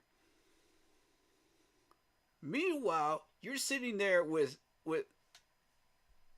Keith Taylor, Stanley Thomas Oliver, and C.J. Henderson in your backfield in the corner room. And you don't draft a corner? And you want to move Jamie Robinson up to corner position? You want to develop him as a corner? What happened to that? What happened to that? I didn't see that this year, did you? Did any of you see him at corner? No, you saw him at safety. You saw him in special teams. Come on, man. Y'all know who I wanted at corner. And we let Dallas get this man. We let Dallas grab Hodges Tomlinson, who everybody said was too short. Oh, he's too short. He's too short. Look at Josh Norman. Was he too short when he played cornerback and absolutely dominated the league back in 2015? Oh, I suppose Richard Sherman was too short too. Look what he did too. Come on, man. Stop that. Stop that. Y'all try to always find the negatives in these players so that once they get here, oh, they're trash, they're garbage. You find excuses to make them look like clowns. And then they're out the door and then they turn into Pro Bowl or somewhere else because they're in the right system. This is what y'all keep doing over and over and over. Linebacker. This is the most ridiculous garbage I've ever seen in my life. From an NFL franchise. Y'all never learn. Y'all never learn. And I'm telling you, whatever coaching staff we bring in here, we got to break that wheel. That wheel's got to go. No more player mill.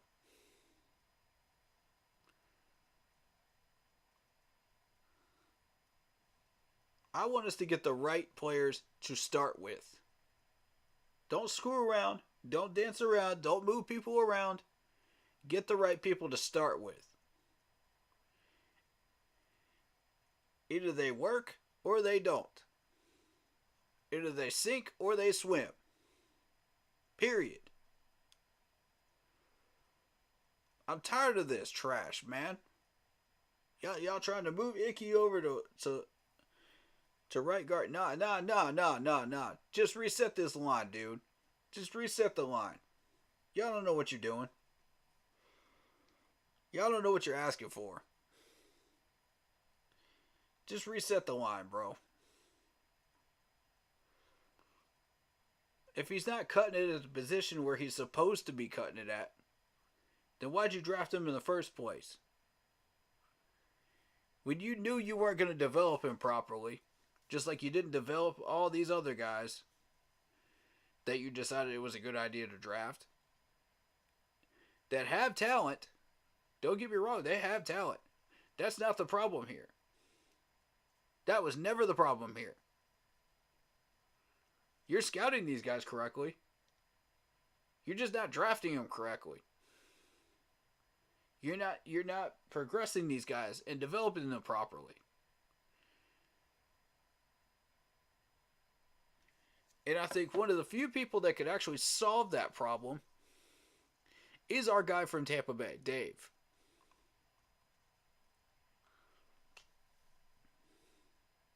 You heard the way he just talked. He could solve that problem within a week by firing all the people that are not developing people properly and putting in his own people.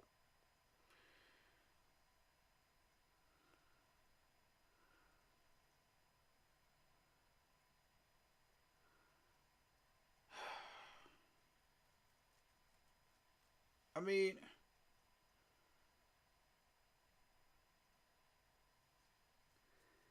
you shouldn't be just. Oh, okay. I'm gonna stop because I'm gonna cover that comment in a few minutes, Marcos. I'm gonna cover that in a minute. I saw it. I'm gonna cover it in a minute.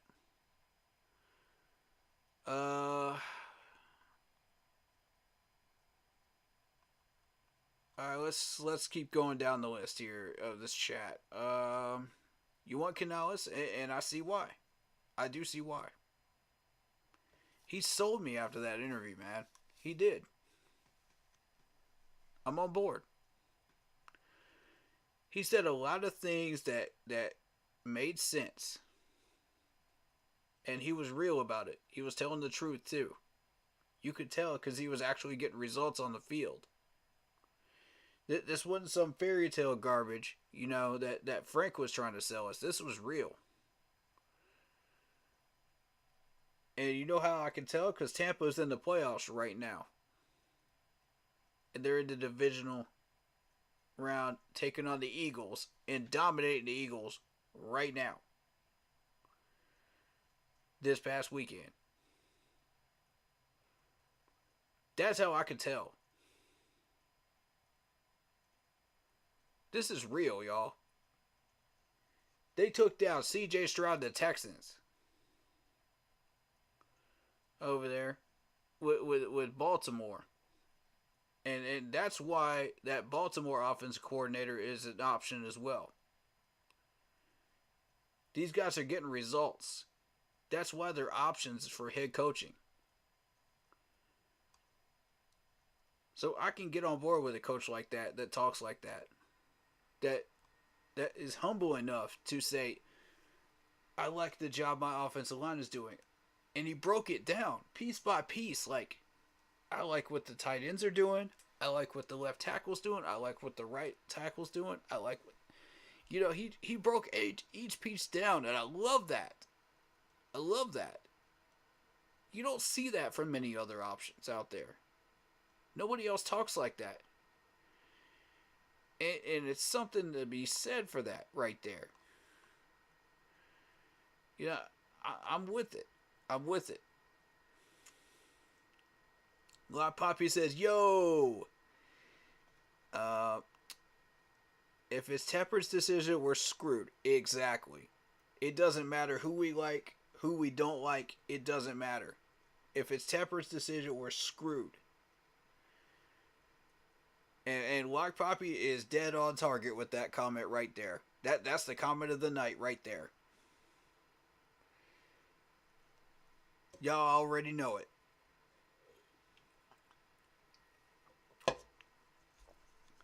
Let's stop putting butter on it and calling it toast.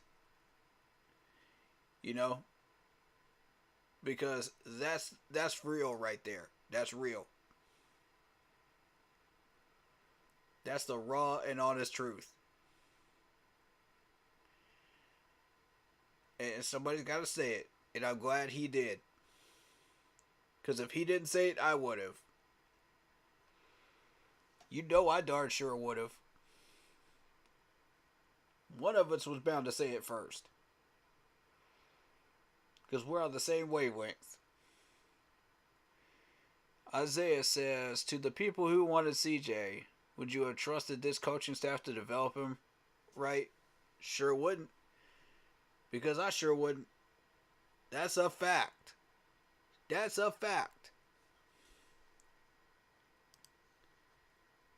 I'm going to remind you, it's because of those 5 fine gentlemen in our coaching staff that I showed you on Monday.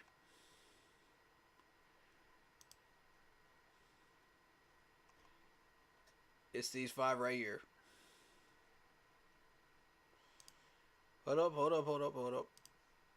It's these 5 right here. Clean them out. Clean out the cobwebs. I don't care what coach comes in here. Clean out the cobwebs. This is garbage right here. This is garbage. We got to take out the garbage. You ever seen somebody's house that's just like filled with garbage because they refuse to take it out to the road? This is our Panthers front office right now. It's clutter. It's garbage. You got raccoons running through the trash cans and stuff like that all around your house. You got bugs, all kinds of stuff, man. It's just this ain't it. This ain't it. Clean it out, bro. Clean it out. Why do we have people from Washington here? Why do we have people from the Tampa Bay years where Tampa Bay did nothing in here? Why do we have people from the Jaguars before they ever became successful under Urban Meyer? Why do we have people from... Y'all get the point. Y'all get the point, man. Y'all get the point. Why are these people still here? Why is Thomas Brown still here? Why are these folks still here? Do you trust any of these 5 gentlemen to develop any players that we bring in under any said coach that we bring in here? Nah, dog. Nah. I don't. I don't know about y'all, but I don't. I don't trust them 5 feet from Sunday. Alright. Did you see where Dan already fired Samir Soman? Yes, I did. And supposedly we're bringing in... We're highly interested in the Kansas City guy that worked right alongside of the general manager in KC. And I forget his name. Y'all have to help me out here.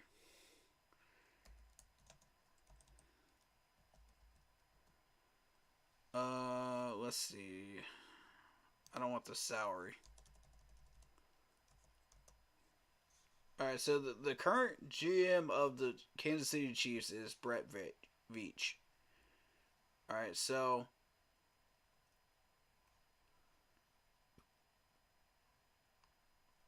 Six out of the 7 years that this man has been general manager of the Chiefs, they have been in the AFC Championship game.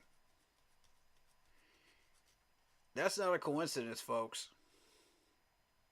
That is not a coincidence.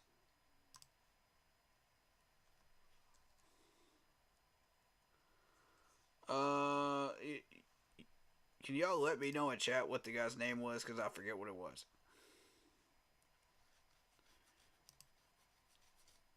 I know somebody mentioned it.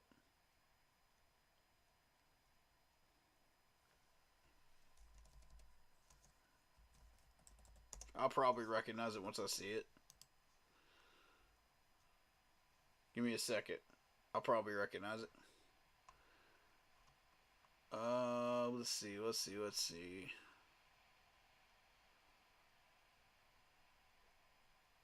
Nope. Is it Rick?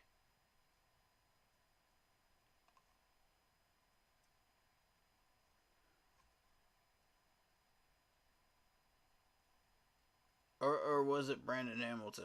I forget who. I forget who it was.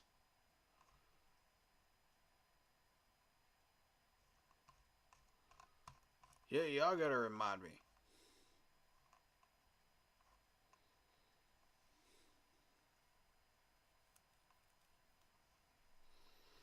We're interested in one of those two guys. I don't remember which one it was. Tillis. Yeah, Tillis.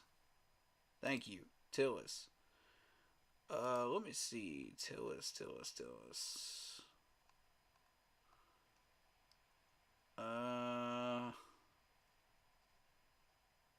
I don't see him on the list.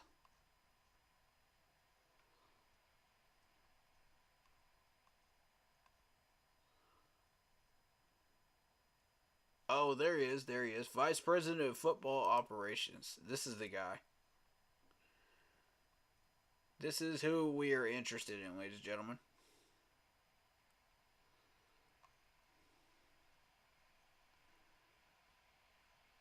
Tillis worked directly with General Manager Brett Veach on all aspects of the club's football operations, including salary, cap management, roster strategy, and optimal use of club resources.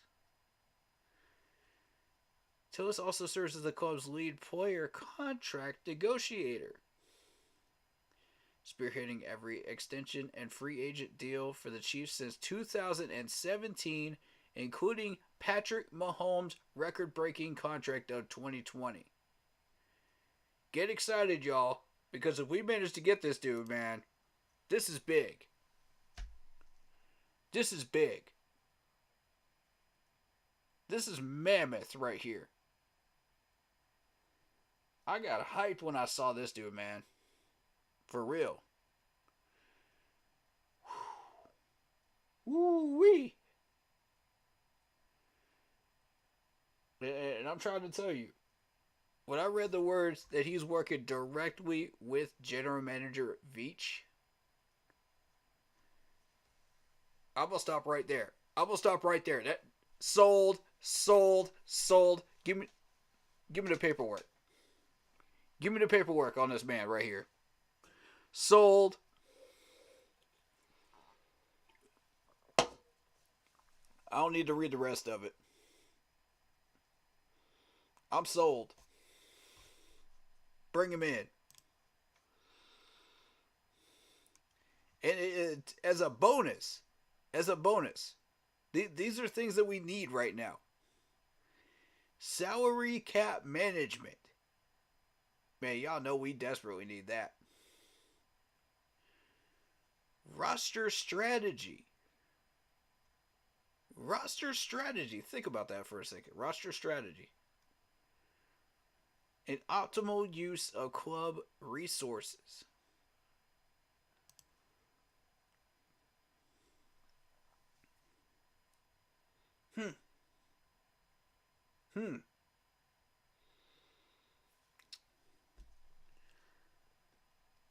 Now you know that's not a yes man. That's a man that's going to get the job done. That's a man that's going to get the job done.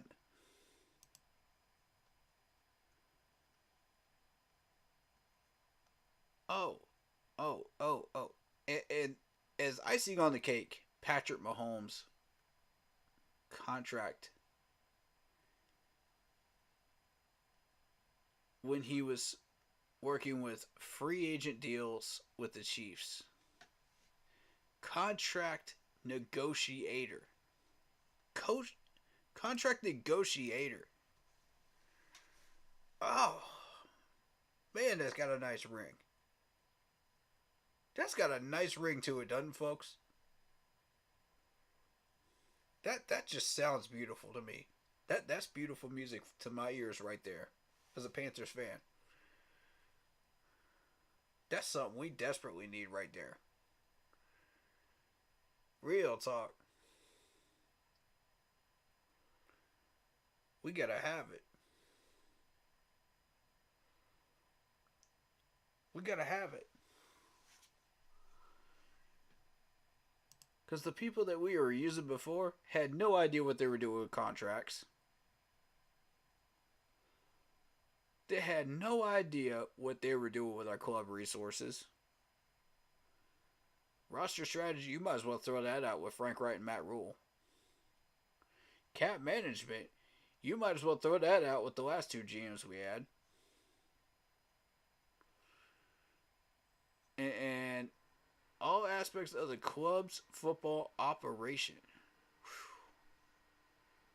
Have you seen any of our GMs putting together contract negotiations with and free agent deals and stuff like that with people like Mahomes? No, you have not.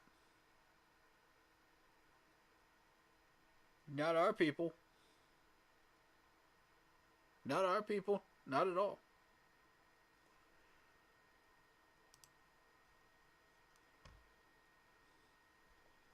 Now listen to this. This keeps getting better.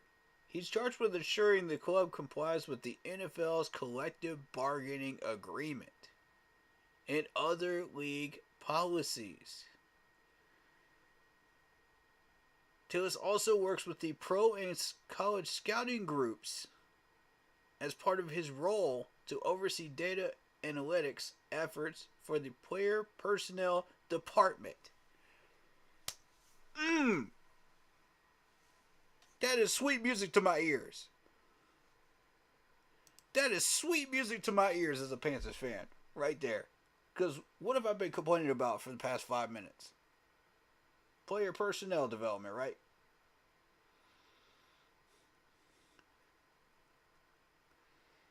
Isn't that sweet music to everybody's ears here? Come on, man. Come on. Come on. No wonder we're interested in this dude. Oh, they read that. That's it. Oh, that's beautiful. Player personnel department.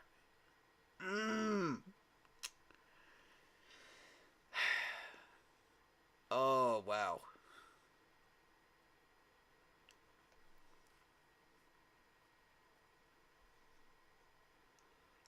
Wow.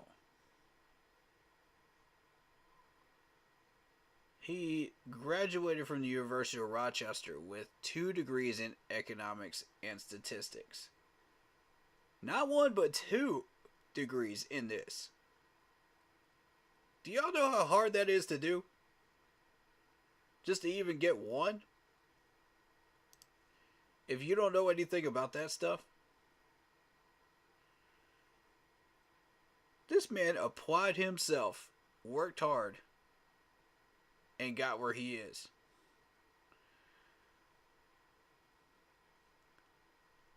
In my opinion, like, this dude is more qualified to be a GM than Dan Morgan is himself. I agree with Marcos Catch on that one. This whole page just reads like a resume to me. Like the sweetest resume I've ever seen come across a Panthers GM's desk. I'm sold. I'm sold. He originally joined KC in 2010 as a salary cap contract analyst. Oh my God, man. Y'all about to get me excited. Y'all about to get me excited with this, man. Y'all actually about to get me amped up with this right here.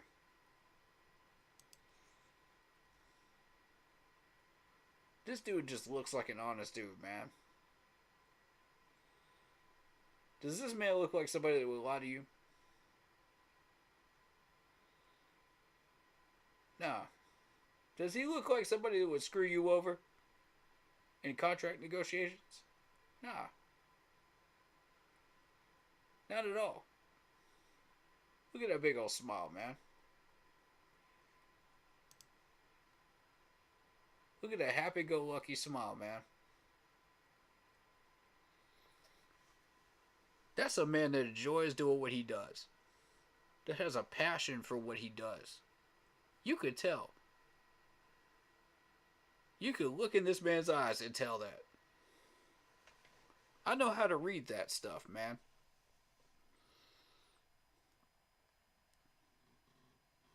That's a winner right there. That's a winner. Why do we even need to consider anybody else? You could throw about half a dozen other people on that list, and this dude will be the winner every time.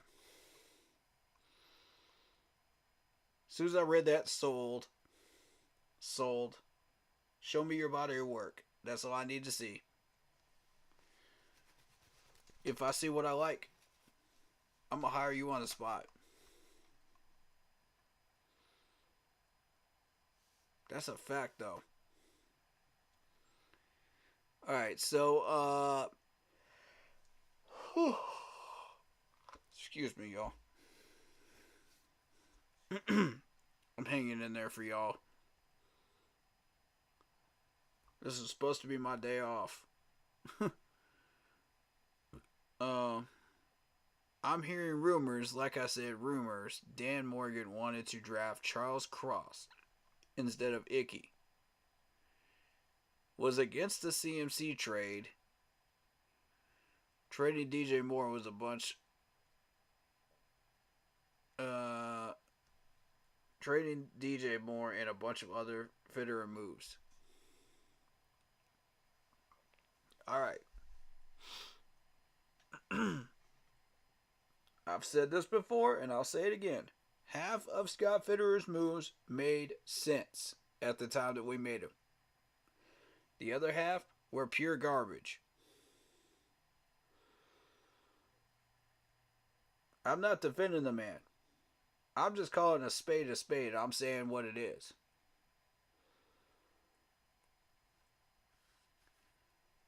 What we got out of that CMC trade was pure garbage. We got screwed. I didn't like what the Bears were trying to do with that trade either. We were not getting proper value out of that trade. Nah, no way. No way.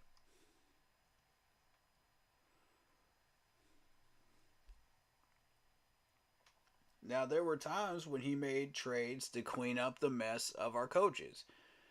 Like, say, Stephon Gilmore. That made sense. But the dude doesn't know how to draft. As far as, like, players. He knows how to draft positionally, which is a plus in his corner. I'll give him that. That's what I want. I want a positional drafter as a GM. But you got to be able to draft the right players. You can't just go after Sam Hill, nobody, you know, or Sam, Dick, and Tim off the draft board. You got to draft the right people, and that's where he screwed up. He didn't draft the right people. He was a yes man. He was listening to Matt Rule. He was listening to Frank. He was listening to whoever gave him input and said, okay, draft this person. Okay. Draft this person. Okay. That was Scott. And that pissed me off. You know, I was like, come on, man. Be a man. Be a man. Be your own man. Choose who you want to listen to and draft your own people. You have that job, not them. You have the power, not them. If you smell something right here, man, if you smell something fishy, call him out on it. And he never did. That's why after 3 years he's gone.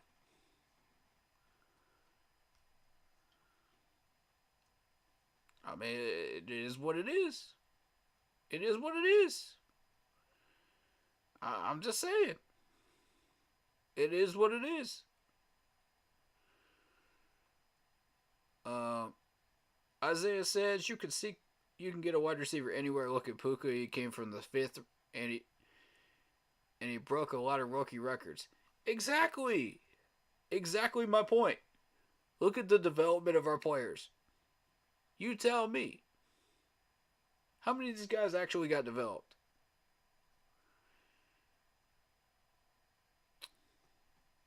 Y'all already know where to look. You can find gems deep in the draft. Just got to have the football personnel to find them. Exactly, Marcos Cash. Exactly.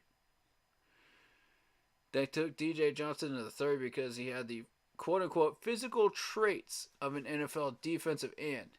Not because he had the talent. Oh my God. Just...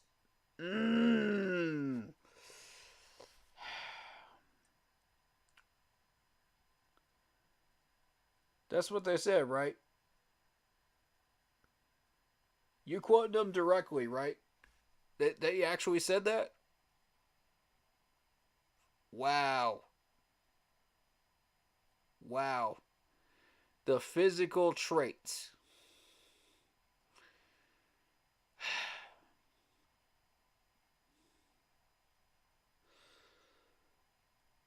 Alright, now this management's starting to piss me off now. This management's starting to really piss me off. Physical traits, huh? Physical traits. Alright, so if I'm drafting and I draft 7 people with physical traits, that's supposed to be the right squad that will take me to a Super Bowl? If I pick up a bunch of free agents that have quote-unquote physical traits, that's supposed to take me to a Super Bowl when you put them all together? Man, please. Spare me with that. Panthers management, spare me with that. Spare me with that.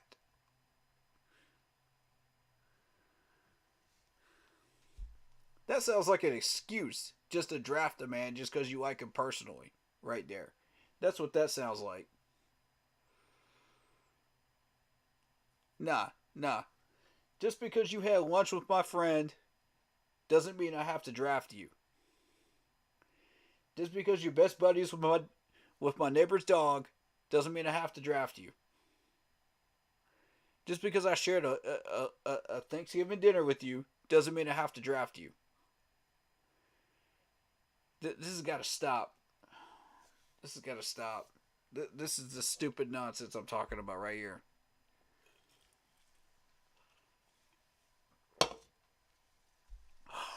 God, help me with this Panthers management. Lordy. Y'all killing me.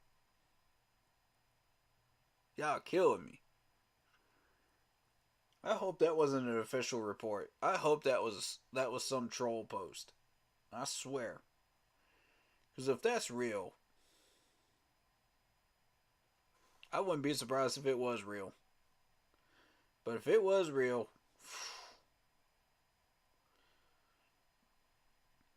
y'all some clowns up in this front office. Y'all some clowns. If that's the reason we're actually drafting people, like specific players, y'all some clowns. Let's get out. Let's get out your tiny cars. Let's get out your clown noses and your clown hair. Your clowns. Because you don't know what you're doing. This is what.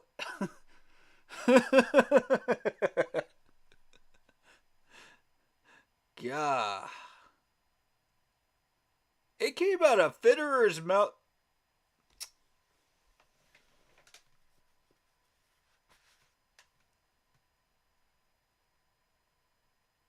Bruh. You mean to tell me Scott said that? Oh my God. You don't draft a man based on quote unquote physical traits, man. You don't do that. You don't do that.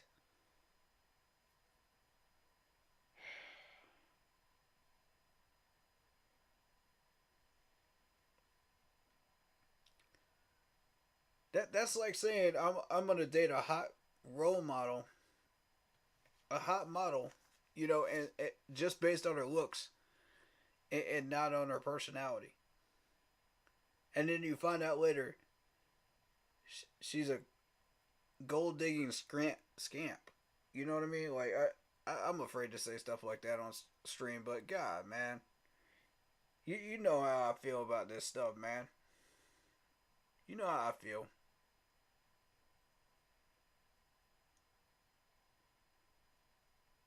That's why you don't date on looks, y'all. On just looks alone. Come to find out, she's just after your money, man. All she wants is that pocketbook, man.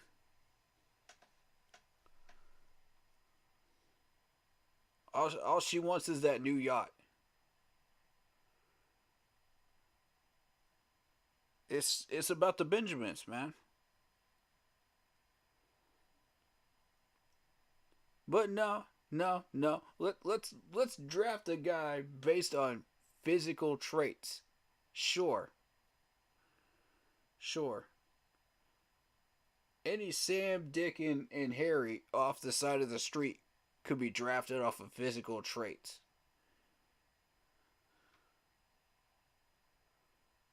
This is stupid. This is stupid. Why are we doing this? Now, you know what? Fire the whole scouting department. Fire the whole scouting department. I'm done with this. Clean sweep. I want them all gone.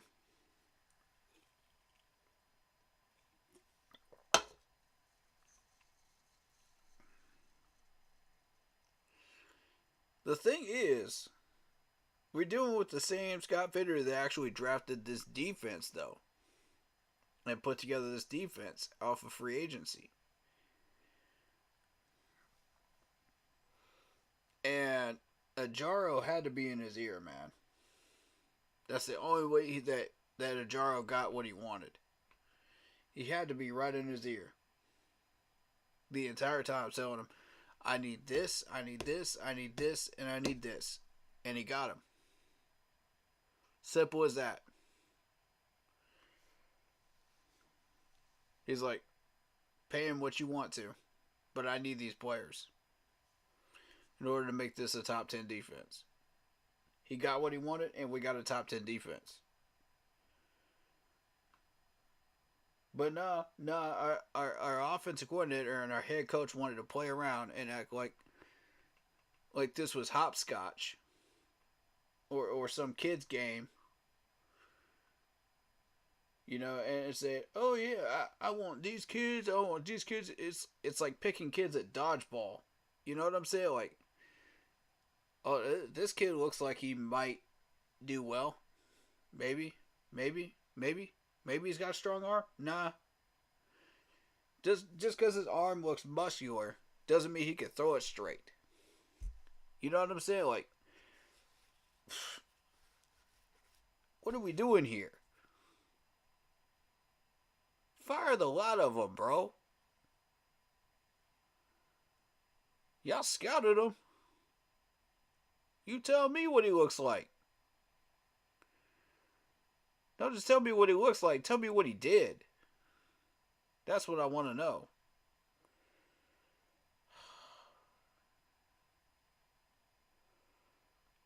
There's a ray of sunshine out there. Well, that's nice and all. But show me what you can do. Oh, he had a nice backstory. Oh, he's from Cuba. Oh, he's from He's from the Dominican Republic or whatever country down there. Oh yeah, he has got a really cool backstory. That's awesome. Let's put him on the team, knowing full well this man is just average or below average, and you don't know how to develop him. Knowing full well your staff is terrible at developing players, and you don't clean them out. You still got all that crap in your closet. All them skeletons in your closet. And you know full well that's what's going to get you fired. It's just a matter of time. It took you that long to realize that you effed up. It took you that long to realize that this ain't working. It's too late now.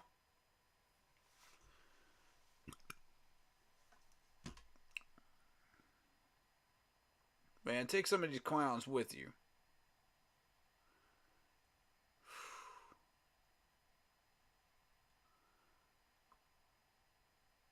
They drafted Icky to get CMC running lanes on the outside. Alright. Now I'm going to address this one. I said I was going to address it. Now I'm going to address it. You shouldn't be drafting a left tackle just for a running back. To open lanes. For a running back. You should be drafting a left tackle to pass block as well. Which we did not do. Ding, ding, ding, ding, ding, ding. That's where we screwed up. And now he wants his buddy up here from NC State. Who both of them were both run blockers. You see the problem here? There's no pass blocking. It's just run blocking. So that's what I'm afraid of that we're going to get from Zavala too.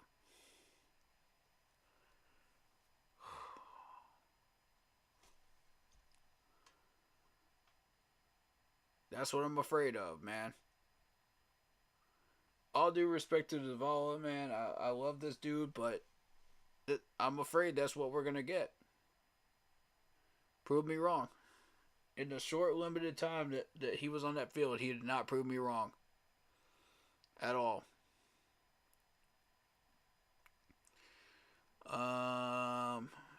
Till it's from the Chiefs or something like that. Yes, we need him. It's DM right now. Pen and paper. This dude is more qualified to be GM than Dan Morgan, in all honesty. Excuse my language. Nah, you good. You good. You good. You didn't say nothing that I haven't caught. You good.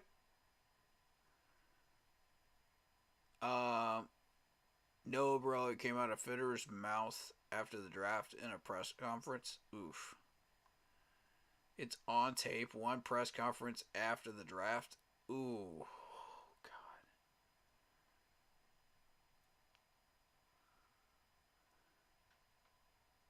I'm going to be out. 5 a.m. comes fast. Yeah. I hear you. I hear you. Have a good night, Marcos Cash. But yeah. These were the suggestions that I had, though. You know.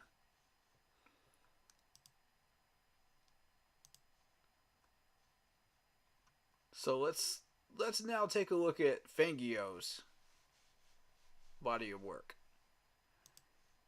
And why I like Fangio.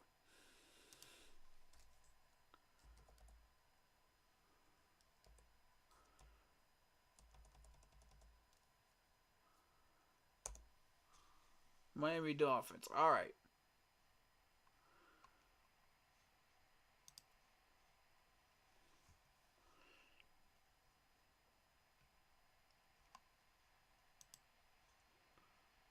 This is going to surprise some people, man.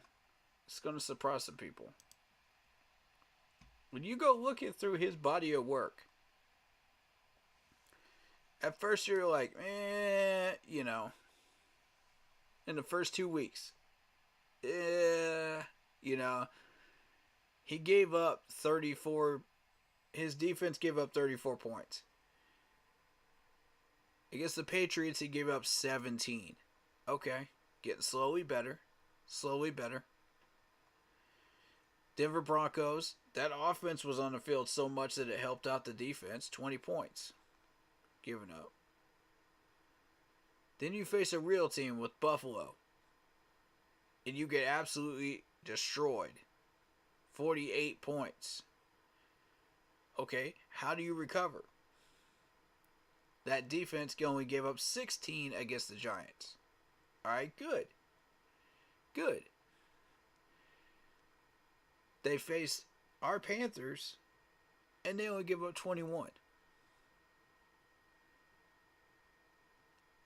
Okay.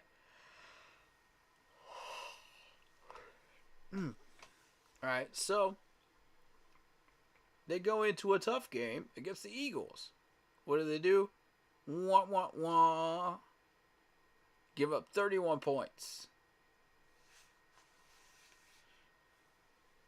They come back against a weak Patriots team and only give up 17. The Kansas City Chiefs game. Now, this is the one I want you to pay attention to. They only give up 21 points against Patrick Mahomes. Only 21 points. We're talking about Patrick Mahomes here. We're talking about Patrick Mahomes here. And you only gave up 21 points. That's impressive.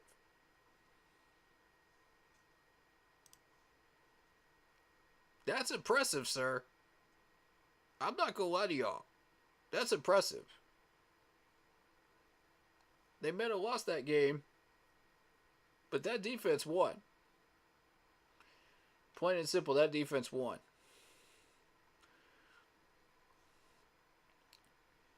You take on the Raiders. Okay. You give up only 13 against a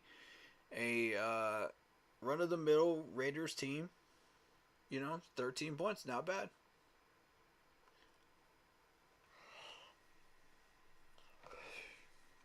Take on the Jets. That's an easy win. Only give up 13. Nice. Take on Washington. You only give up 15 against Sam Howell. And a very below average Washington offense to boot. Okay, cool. Then you take on the Tennessee Titans. This is where you kind of screwed up. You gave up 28. Alright, the defense had a little bit of a letdown right there. That's fine after how many weeks? That's fine. But what's not fine is that the Dolphins offense could not come up with enough points to get past that hump. Oof. You know what I'm saying? Oof. So, you recover with an easy win over the Jets. You give up 0. Goose egg. Good job. Good job. Play the Cowboys. You only give up 20 against the Dallas Cowboys and Dak Prescott. Impressive. Impressive. I'm seeing flashes here. I'm seeing flashes of what I'm looking for. You know what I'm saying? I'm seeing flashes. So you got the Baltimore Ravens. But here's the problem. You give up 56 points here. You give up 56. I mean, it's Baltimore, so what do you expect? You expect that number to go down to the 40s range at least. But Once that Baltimore offense gets going and Lamar Jackson gets going, yeah, I can understand 56. I'm not even mad at that. I'm not even mad at that, bro. Week 18, you got substitutions going on. Yeah, I get it. You take that L to Buffalo, even after an easy schedule. Okay, cool. You only give up 21 points. Not bad. You know what I'm saying? Like, not bad. And of course, you go into the wild card game. You face a real team like KC, which I told you. You face a real team. They're gonna get the gist on you, man. But you only give up 26 points against KC. Now remember how many points I said last time that they gave up against KC? 21.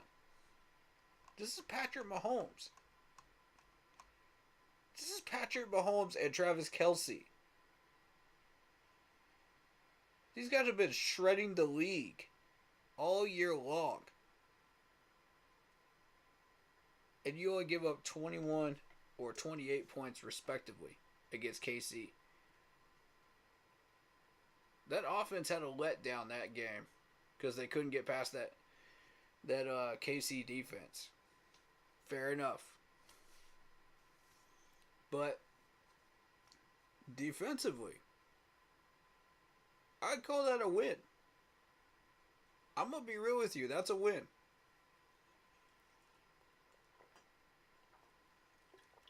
And the fact that they had that much trouble against the Baltimore Ravens, that's fair. Everybody's been having that kind of trouble against Baltimore lately in the past 2 months. That's reasonable. So to me, like, watching the Dolphins fire this dude, I'm sitting here like, I don't get it.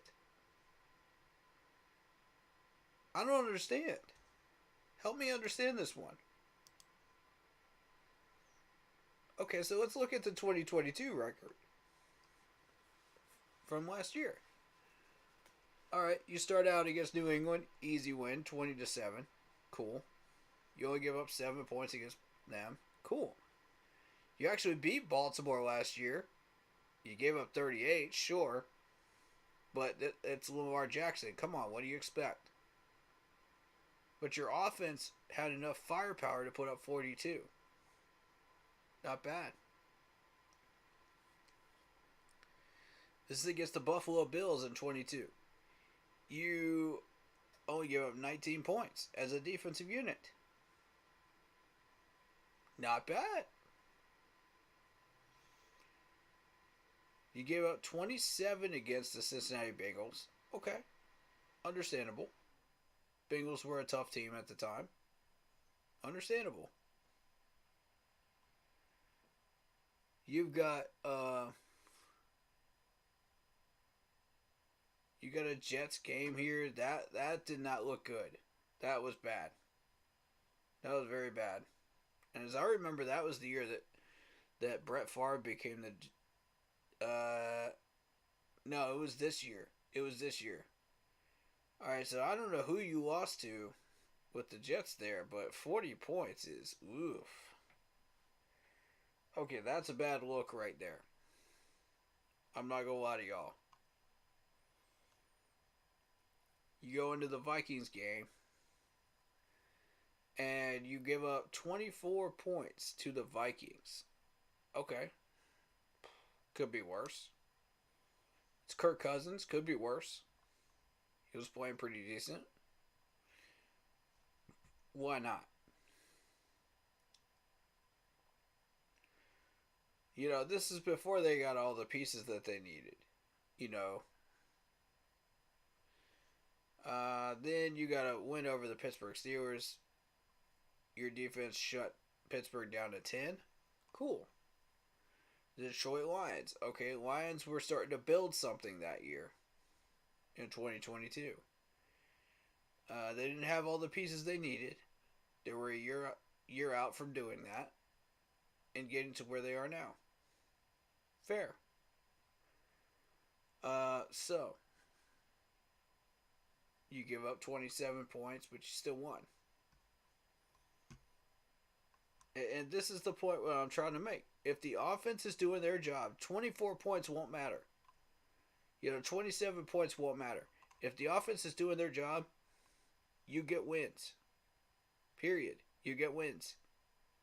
There's one over the Lions. There's one over the Bears. The 32 is a bad look. I'll grant you that. But you shut down that Cleveland squad to 17. Okay, cool. I'm about this. Took down the Texans to 15. Of course, Texans needed a quarterback at the time. Okay, you give up 33 to the Niners. That's about right. Niners were a tough team. You give up 23 against the Chargers. That's fair. That's reasonable. You give up 32 against the Bills. Okay. I got some questions there.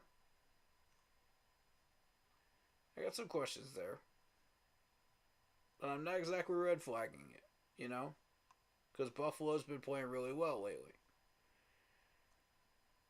Green Bay. You give up 26 against Green Bay. This is Aaron Rodgers last year, 22 with Green Bay. Fair. New England Patriots. Okay, you take that L in Week 17. Okay, well, the Dolphins were pretty much well in hand for a playoff spot at that point. So you saw some substitutions. So, granted, a lot of these guys didn't play that in 17 and 18 here. Week 17 and 18 in the 22 season. So you give up 23 to the New England Patriots. Okay, fair. Week win. Easy win, All your offensive starters are resting. And, they only get 11. Fair. So let's look at the playoffs. Wild card. You gave up 34 points to the Bills again. This is again proving that the Bills are your daddy. Okay? Okay, that was probably the wrong wording there. The Bills have owned you. Okay?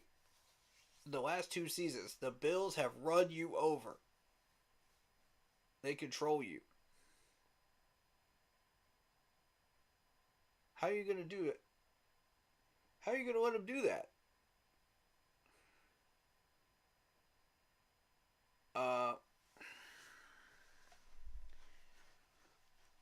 And that's realistically where Tyreek Hill first appeared in the free agency.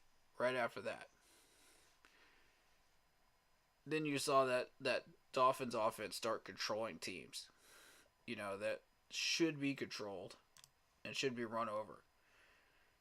But, this dude's entire body of work in the last 2 years is not too shabby, man. I don't get it. I don't get it.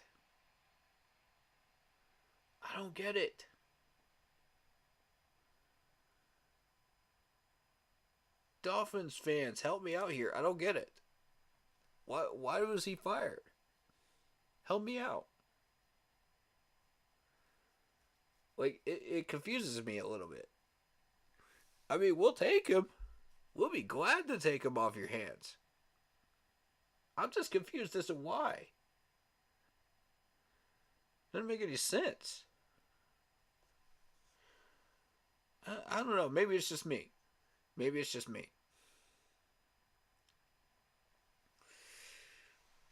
All right, so let's look at the Bills. Let's look at the Bills.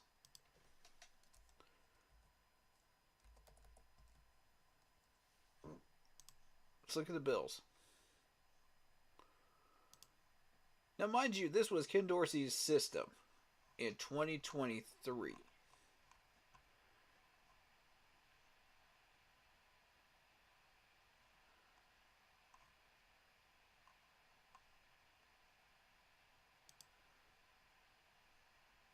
This was Ken Dorsey's body of work. This was his playbook. So if you really want to put this into perspective, look at his playbook. Alright? Week 1. Started out with the Jets. Okay. Just getting their bearings. Fine. I'll give you the first week. Not a problem. Second week against the Raiders, 38-10. Now that's what I like to see. That's what I like to see right there. When you got caught, the guy behind the helms,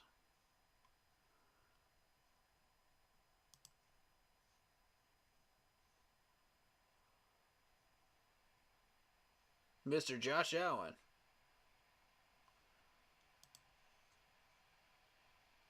you expect to see numbers like that on the scoreboard with Ken Dorsey's offense. You expect to see that because it's a good marriage, man. It works. All right, so Washington Commanders 37-3. All right, so you put up 37 on them. Nice. You put up 48 points against that Dolphins defense, which we just discussed, a minute ago. Not bad, Josh. Even with the Jacksonville defense being as strong as they are this year, you still put up 20. Not bad. That was a strong Jacksonville defense. I'm not even going to hold y'all. They were tough during the beginning of the year. You look at their body of work, just watch look at the scoreboard for them. Look at the numbers that they put up. That was a strong Jacksonville defense. All right, let's keep it rolling. Teams finally did start to find holes in that, by the way. But it took them a while. It took them half the season. But they did. Lazy 14-9 win over the Giants. Nobody's taking that game seriously. Come on. You lost to the Patriots. Ugh. That's not a good look. You gave up 20. You only put up 25 against that New England defense. Oof. Not good. So you recover with a win over the Tampa Bay Buccaneers, who are, again, in the playoffs this year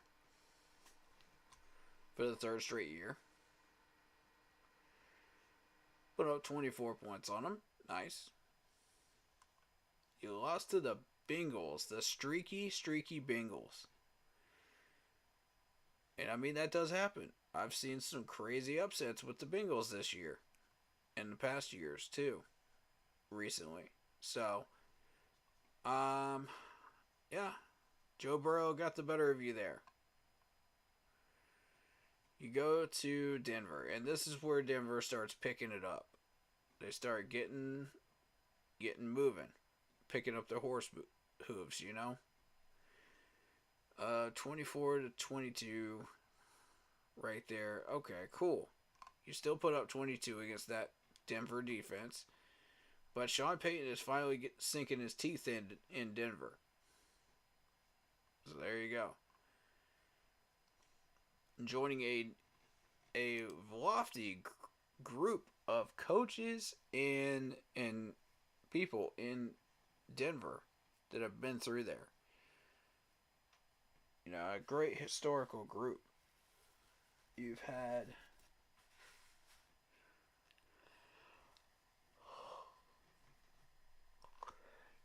some really good guys down there. I apologize. Excuse the yawning. I'm still good. We're still good. Let's keep it rolling. Easy 32-6 win over the Jets. Okay. Offense finally redeemed themselves. There they go. They're back off to the races again.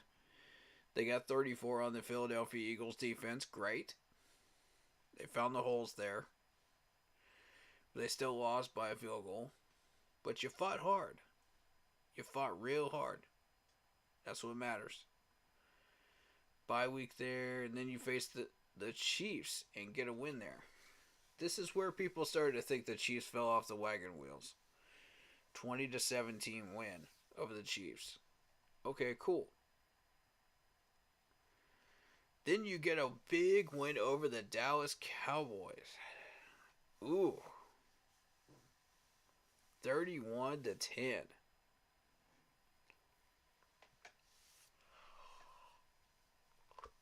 This offense is feeling high and mighty. They're looking good. They're looking strong. And they go on a huge winning streak here. With that, coming off that bye. Healed up, ready to go. Rest of the season were wins. 24-22 over the Chargers, sure. 27-21 over the New England Patriots, sure. Good job. A win over the Dolphins, who were resting some of their starters, cool. Good win there. Going to the playoffs,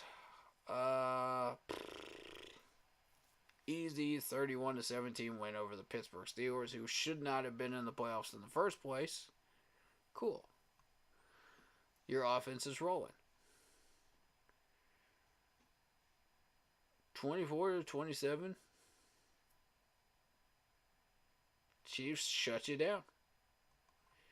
And I mean, this is all Ken Dorsey's playbook. Okay? Just because you saw Joe Brady took over that playbook doesn't mean this isn't a winning playbook from Ken Dorsey. I wanted to go over that and explain that to you because I've seen what a Joe Brady playbook looks like in Carolina. It looks like crap. We all saw it under Matt Rule. It's crap. It's garbage. It's nada. It's a trash can. It's a burning trash can that goes down the river. Except that Frank Wright's is worse. That's the entire river on fire, to be honest with you. That's how horrible that was. But, you know, it's still a trash can floating down the river. But even somebody that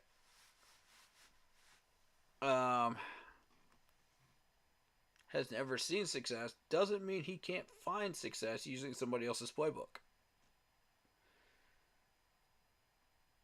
I never said the man was garbage as an offensive coordinator. Well, yeah, I did. I did a number of times. I'll own up to that one. But now we see, you know, in hindsight, yes, this man can use a successful playbook and do something with it. Okay, cool. But can he create his own? Nope. He proved that in Carolina. He had a whole season to do so, and he screwed the pooch. So,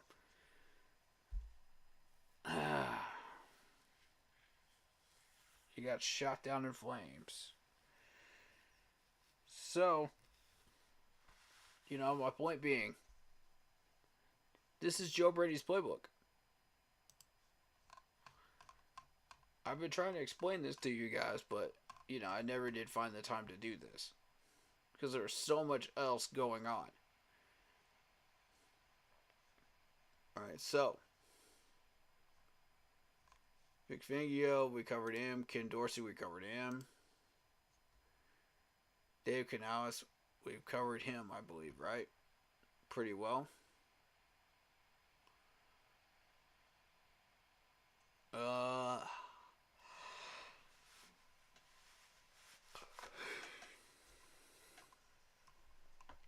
My coaching suggestion.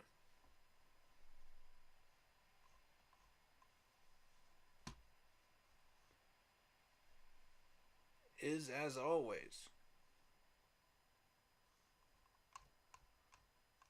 Mr. Fangio is our defensive coordinator. I want Evero Jaro as head coach.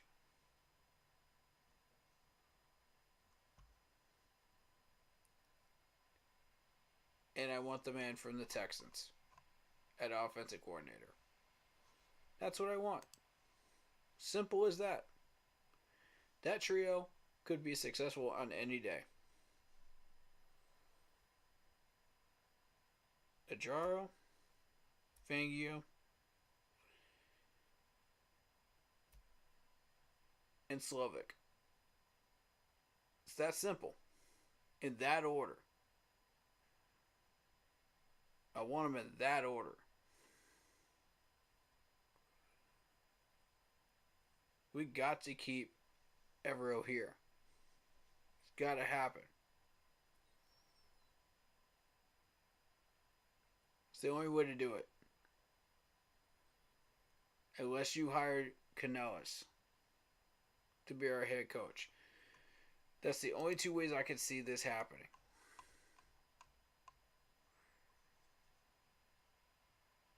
You either use this trio or you go for Dave. It is your choice, Mr. Morgan.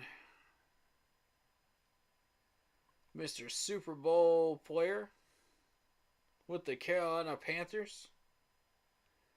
I got so much love for you, Dan. So much love. Come on, man. Congrats to you. Make your first week a noticeable one. And so far you have. You got rid of our person that was running the contracts and stuff like that out of here. Good move. Good move. You're going after a guy from the Kansas City Chiefs. The top guy, by the way. Right next to the GM. Beautiful move. Beautiful. I like this. See, this man does his homework.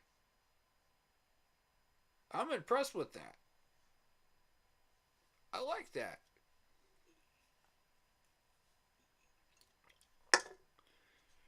Greg Olson's praising him. There's a handful of players in our locker room that are praising him. You know? And I gotta say, man, Dan, it's an honor having a former player as our GM right now and our president. It's an honor. But you're not just there to be a glamour story, man. You know what I'm saying? You're there to do a job. And this man understands this. He understands this. Unlike Frank, he actually gets it.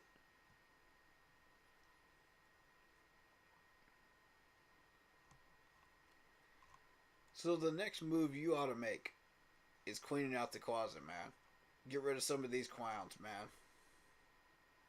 Get rid of some of these clowns that are in this front office. Some of these people that don't belong here, man.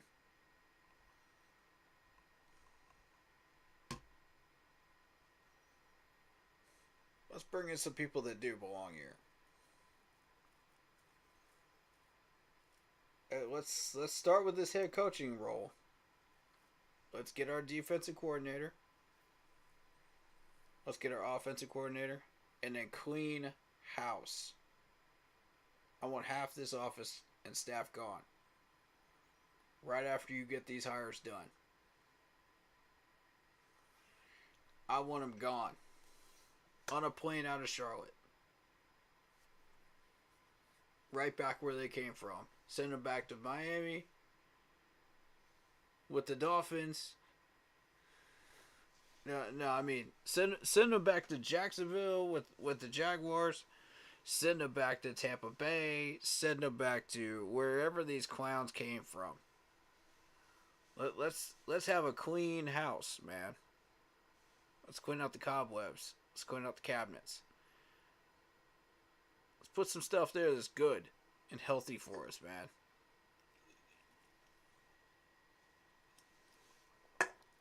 It's time. It's time, man. It's beyond time.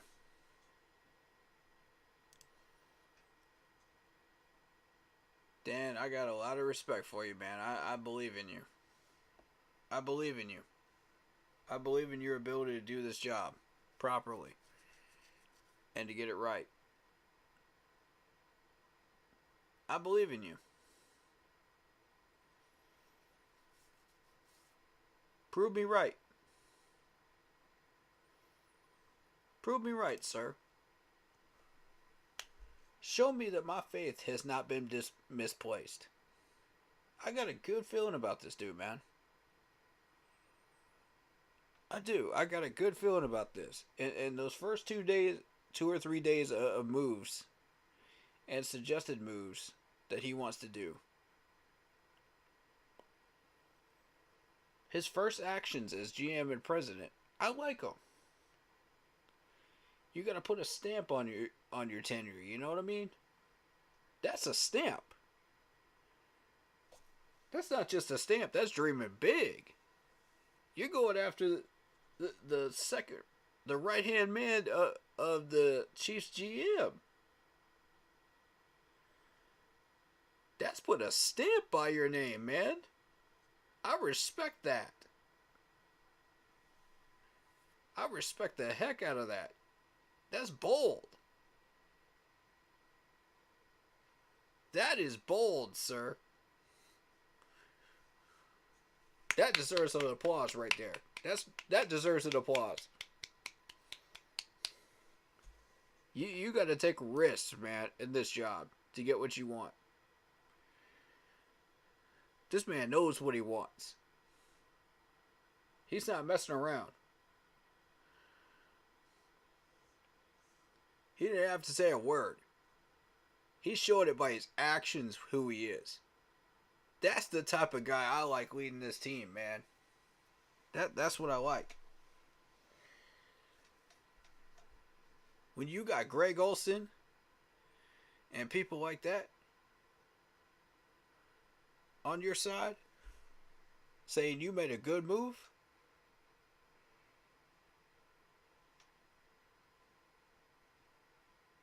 that you were the right hire? Yeah. Yeah. Let's get to work, Dan. Let's get to work. I believe in you. You just showed me by doing two things that you are not Scott Fitterer's shadow. You just showed me you are not Scott Fitterer's shadow. You answer my question, sir.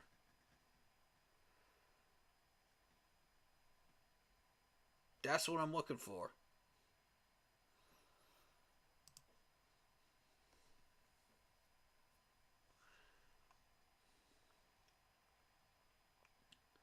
And then look at this. Look at this right here. Look at this right here, y'all. Look at this right here.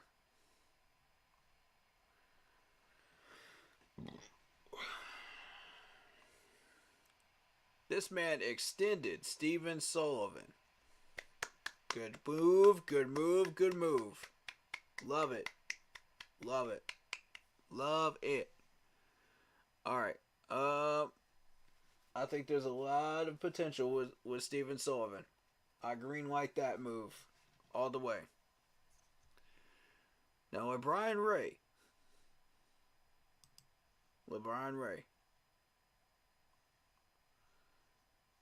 6 solo tackles this past year. 6'4", 290 from Alabama. He understands the importance of keeping people like this that are important depth pieces from Alabama championships and very, very strong playoff Alabama teams. That's what I like to see right there. Because that's going to lead you in the right direction. Okay, let's continue. You extended Nick Thurman as well. Now, Nick Thurman.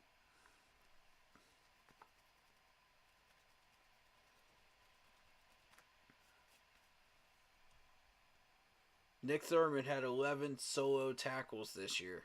6'4", 305 pounds. Came out of Houston College. Okay. And see, this is yet another example of understanding depth. Dan Morgan understands depth, ladies and gentlemen. I like these moves. Because that's a statement right there. That's a statement. That says, I get it. I get what we have here already. Yeah, we can probably do better.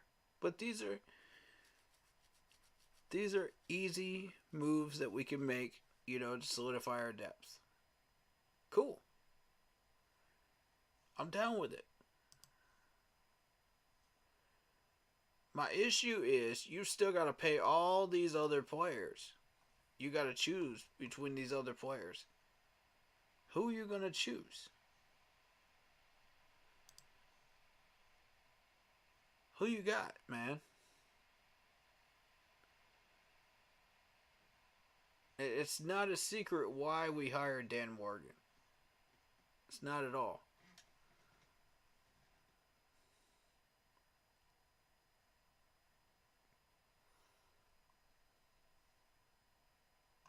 Health and continuity will be keys for offensive line in 2024. They should be keys for the offensive line every year. What you talking about just for 2024? I need that every year.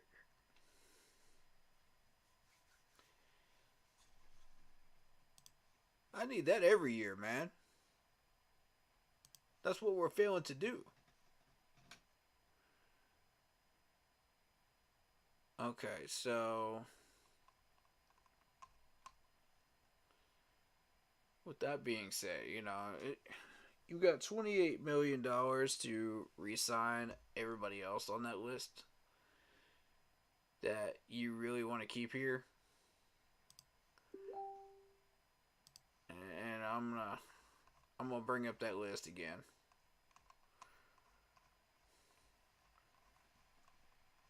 Because I feel like people need to see it.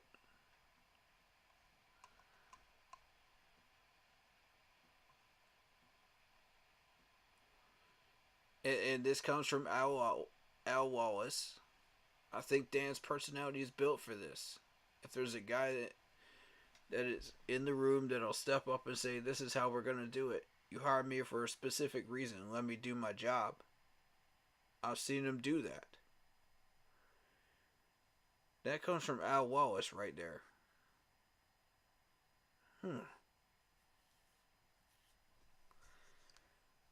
So what you're saying is he's not a yes man.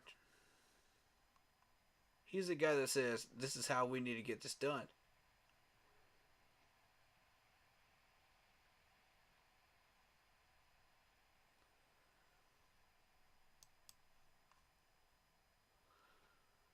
I like that. He's like, you hired me for a specific job. We're going to get it done.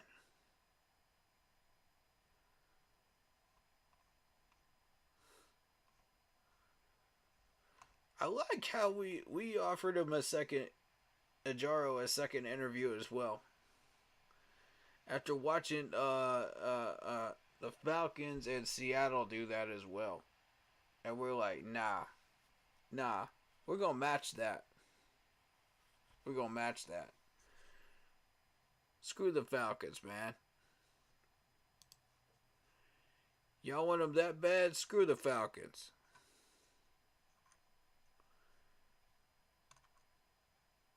He ain't going to the division rival, man. Not when we have interest in him staying here. Bump that noise. Bump that noise.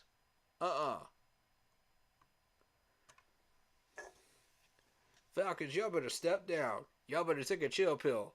Y'all gotta stop this.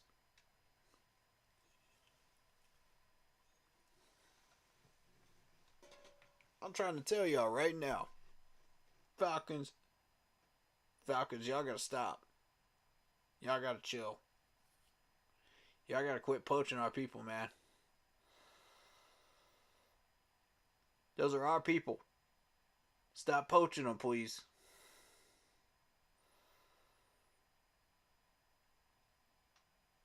We need a couple of these guys to save this franchise, man. So that we're not like sitting buried underneath 4 different professional sports in America. You know, and sitting at the bottom forever. I don't want 20 years of hello darkness, my old friend on this team, man. I don't want that.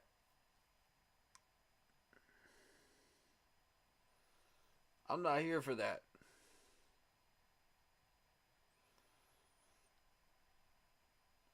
I want hello playoffs. We're back. That's the message I want spread out there. Hello NFL. We're a dangerous team. That's the message we need to be spreading.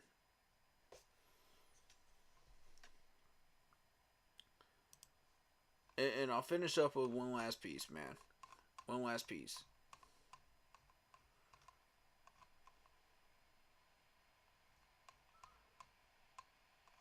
We've got Steve Wilkes, CMC, and 2 people from the former Clemson Tigers on this San Francisco team.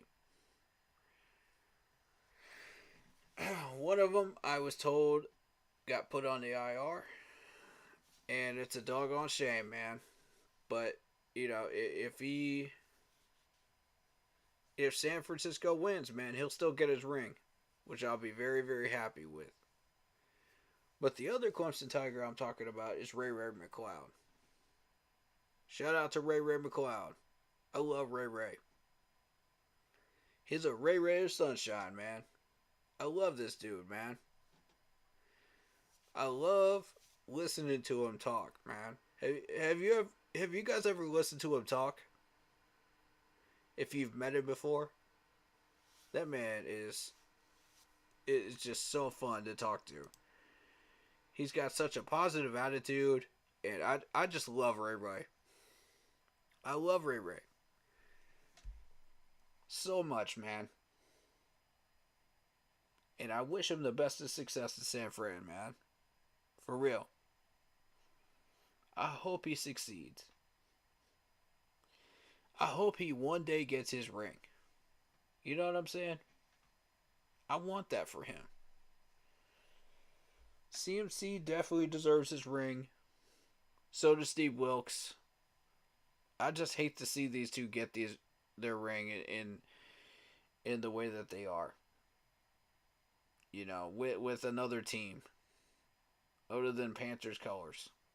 It hurts my heart, man, as a Panthers fan.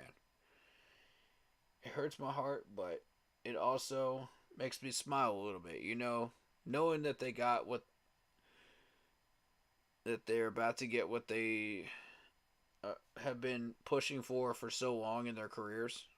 And I'm happy, but I'm disappointed at the same time, you know. As I know everybody is here. So. But I'm gonna be real with you, man. No matter who wins this Super Bowl, it's a positive role model group for everybody, for the kids, for the new fans that are getting into the game.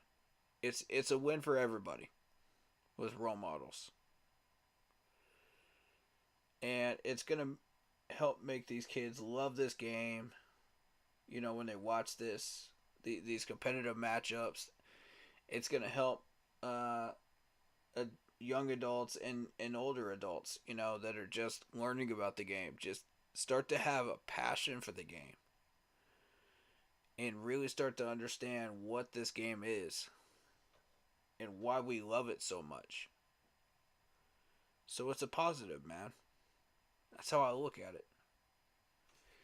And I'm excited for that because it makes me proud to be a fan of a franchise in the NFL.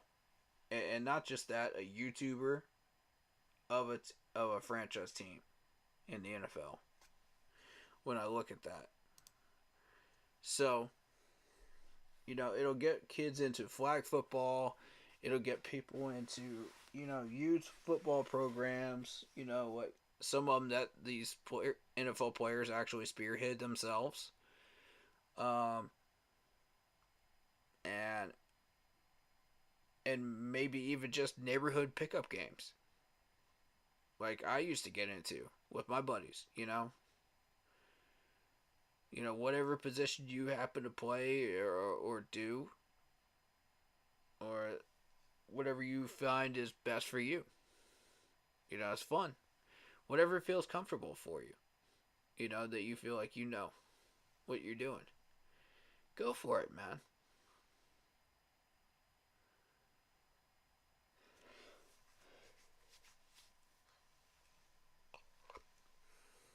Or go for it, man. Whoever you are. Go for it. This game is a lot of fun. It's a joy to play. It's a joy to watch. It's a joy to be a fan of.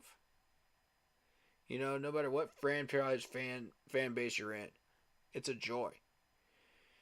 Of course, there's a lot of toxic stuff out there. There's gonna be toxic stuff with no matter what you do, or no matter what stuff you get into. But as long as you're having fun and you're enjoying what you're getting into, that's what matters. So, with that in mind, that's what I wanted to talk about today.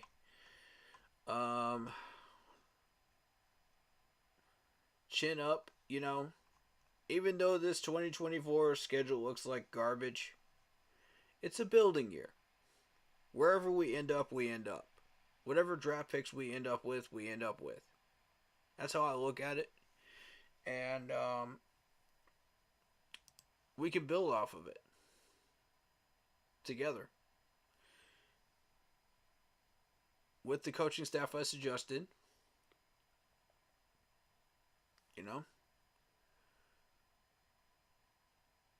I trust you, Dan. Whatever you wish to do, it's your call. If it is indeed your call, then heck yes, I trust you. Be bold. Push for what you want.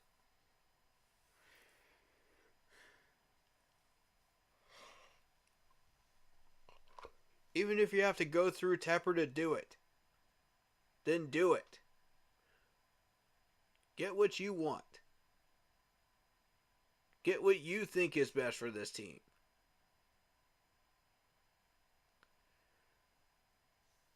He's paying you as a president and a GM for a reason.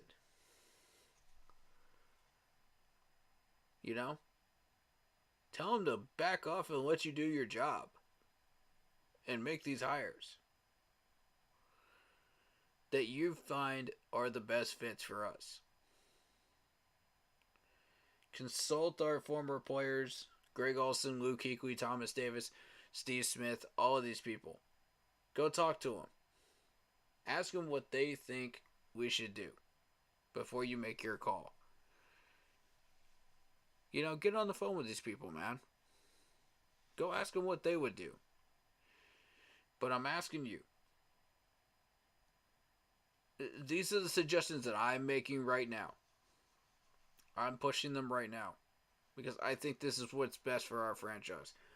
If I didn't feel this strongly about it, I would not be pushing these. Alright? If I didn't feel like this was going to be a good marriage between these guys, I wouldn't be pushing it. But I'm suggesting it to you. Do with that information what you will, Dan.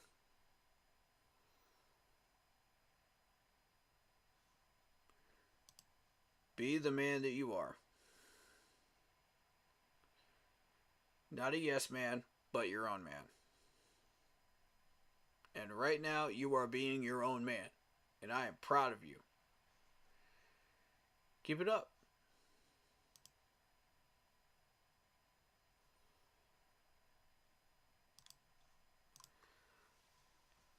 I need people to understand one more thing. Be better as fans, please. Please be better as fans. I don't like watching people yell at our players like that. Like what I saw during the game. Even if I saw this team play like garbage and we didn't get a single win, I still would not be treating my players like this. Like what I saw in that video. I'm not going to play it.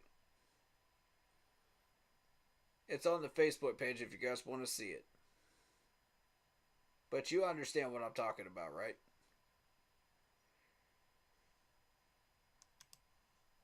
Calling these players out is one thing. That's what I do.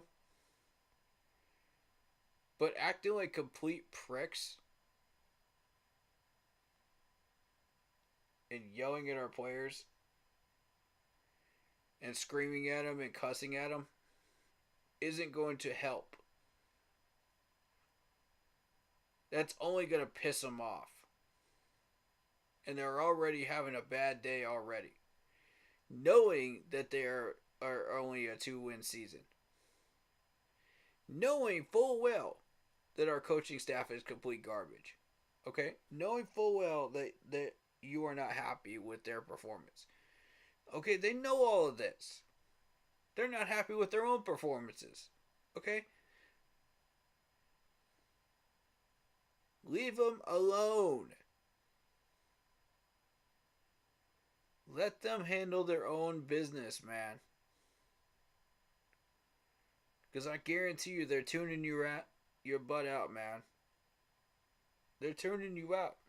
They don't care. They don't care. That toxicness, man, it's just not cool. It's not cool. So what I'm asking y'all to do is to be better.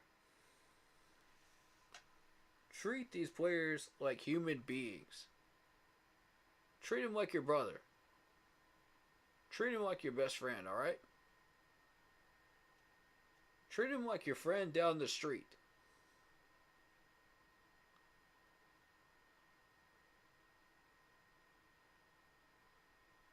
Be respectful, please.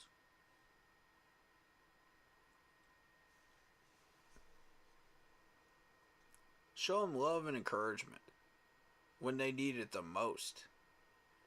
That's what I'm asking y'all to do, man. Is it really that hard to not be negative the entire time and complaining and yelling at somebody? Who wants to be in that headspace? Who wants to be that negative all their lives?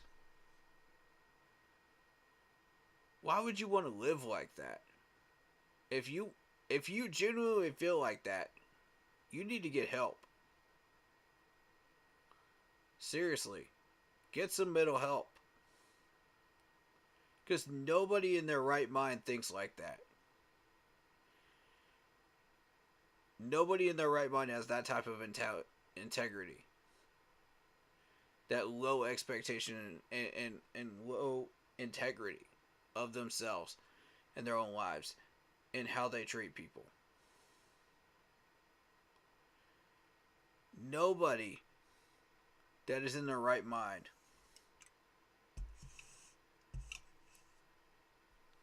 degrades people on purpose. You know, instead of uplifts them. It's about changing your attitude. It's about changing your mentality. It's about changing your energy, man. Be better. Be better. Be the examples you want to set. I've said this many, many times, Panthers fans. I'll say it again and again and again if I have to. Show them love, man. Show them encouragement. Let them know you still support them, even in their bad days, man. Even in their worst days. That's when they need you the most, man. That's when they need that love the most. You're killing them acting like that. You're making their depression, their anger issues, their toxicity even worse by acting like that. Why would you do that? Because misery loves company. That's why. I'm going to tell you something. If you want to live your life in misery, go ahead.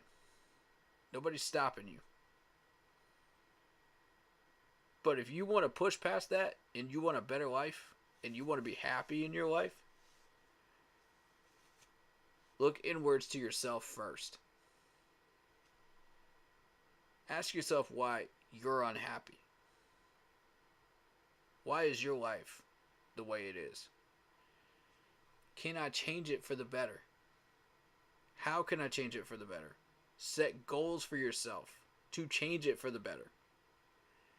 Follow through on those goals to change your life for the better. And have a positive attitude. An optimistic attitude. That's how you start changing your life around, man. And it ain't got nothing to do with work ethic. That's just inside of you. That's your character. Be better. Show love towards one another, please. Because that's what we're supposed to be doing as fellow human beings. Whether you are a Christian, whatever you believe. That's just simple human nature right there. We need to be better. And uplift each other. You don't need to be a Christian to do that. You don't need to be a Buddhist to do that. You don't need to be a whatever you believe in to be that. Okay? You could do that without that. Just be better. Simple.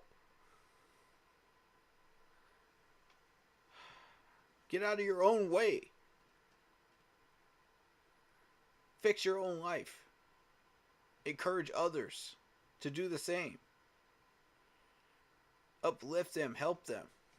If they don't want to do something, don't push it. They got to want to do it on their own. And that's what I'm doing here, man. With this franchise, man. This franchise has got to want it for themselves. If they don't want it, I mean, all we can do is just make suggestions. That's up to them. Do you want it or not? Y'all decide. Fans, you decide if you want to be better people or not. I'm not in charge of your mentality. I'm not in charge of your personality. Either be better or don't. That's your call. So are you going to be that person that wakes up in the morning and says, I'm going to be lazy, I'm going to be depressed, I'm going to be angry, I'm going to be this, that, and the third. I'm going to let the world control me and my emotions and my energy for the day?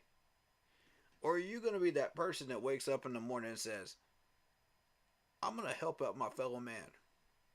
I'm going to be better for myself. I'm going to set goals for today. What do I want to accomplish today? How do I want to accomplish these things today?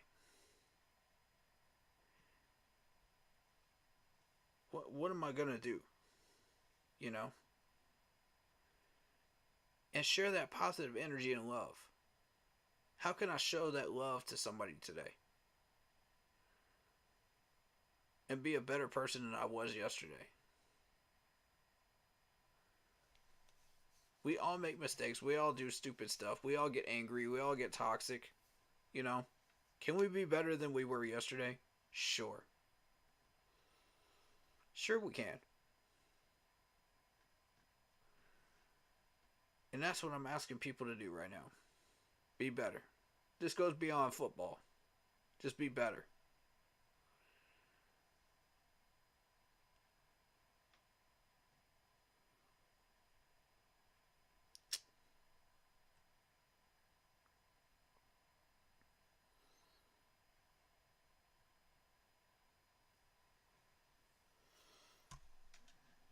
Alright, so that's all I got for you.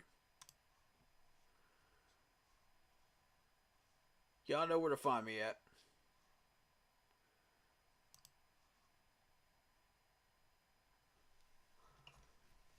Y'all know exactly where to find me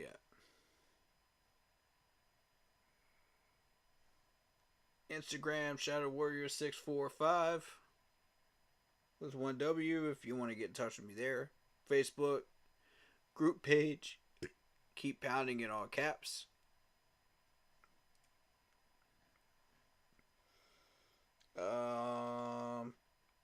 Let me get this Twitch name for you. Shadow Warrior 645 with 1W on Twitch. If you want to watch me play video games during the off season, come on by. I play Madden on there too. Madden 23. We'll be doing Madden Mondays as usual on Monday. Catch me there.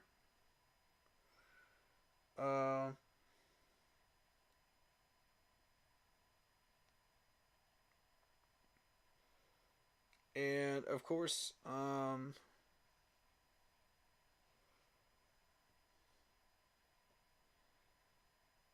my Shadow Warrior gaming channel, which is on YouTube. Go check that out. I'll be posting some new Let's Plays pretty soon. Right now, I'm kind of just taking some time to deal with some stuff. But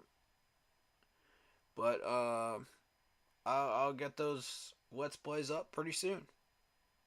Madden 23 Let's Plays will be up there as well. My plan is once a week upload on that, but we'll see.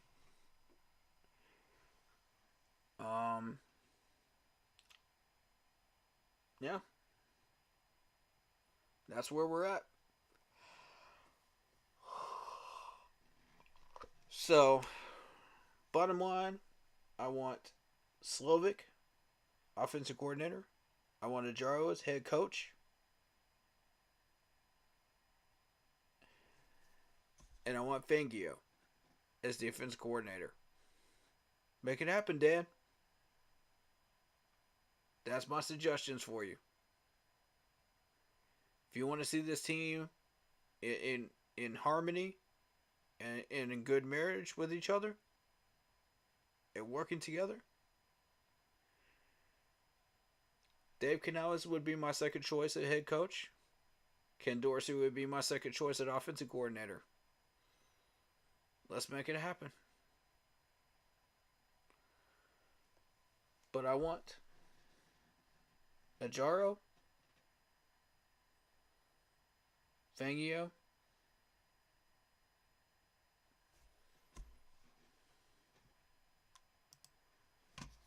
And of course,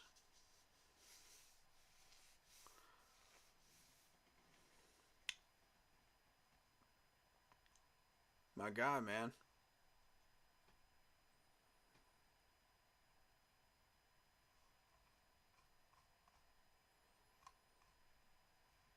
As the three. I want it to happen. I want it to happen. This team can go the other direction very quickly with the right three. And this house cleaned out in Carolina. It's your call. What you gonna do, Dan? If you have the power to do it, would you do it? Would you be bold enough to do it? Let's find out. Stay happy, healthy, and well. You know how we roll, man. Stay hungry, man. As a franchise. And keep pounding. As always. Go sub to Blitzball Champ. Go check out Blitzball Champ Gaming. Go check out Carolina, the Bleeding Carolina Blue podcast. Mr. Carolina. Go sub to him as well. You know how we roll. And I'll see you guys in the next stream. Keep pounding. I'm out. Shout out to Marcos Cash. Shout out to Lark Poppy. Shout out to Isaiah Sazik. And shout out to everybody that came by. And all the new subs and follows. Appreciate you guys. You are like family to me. Thank you for coming through. Appreciate you. Keep pounding.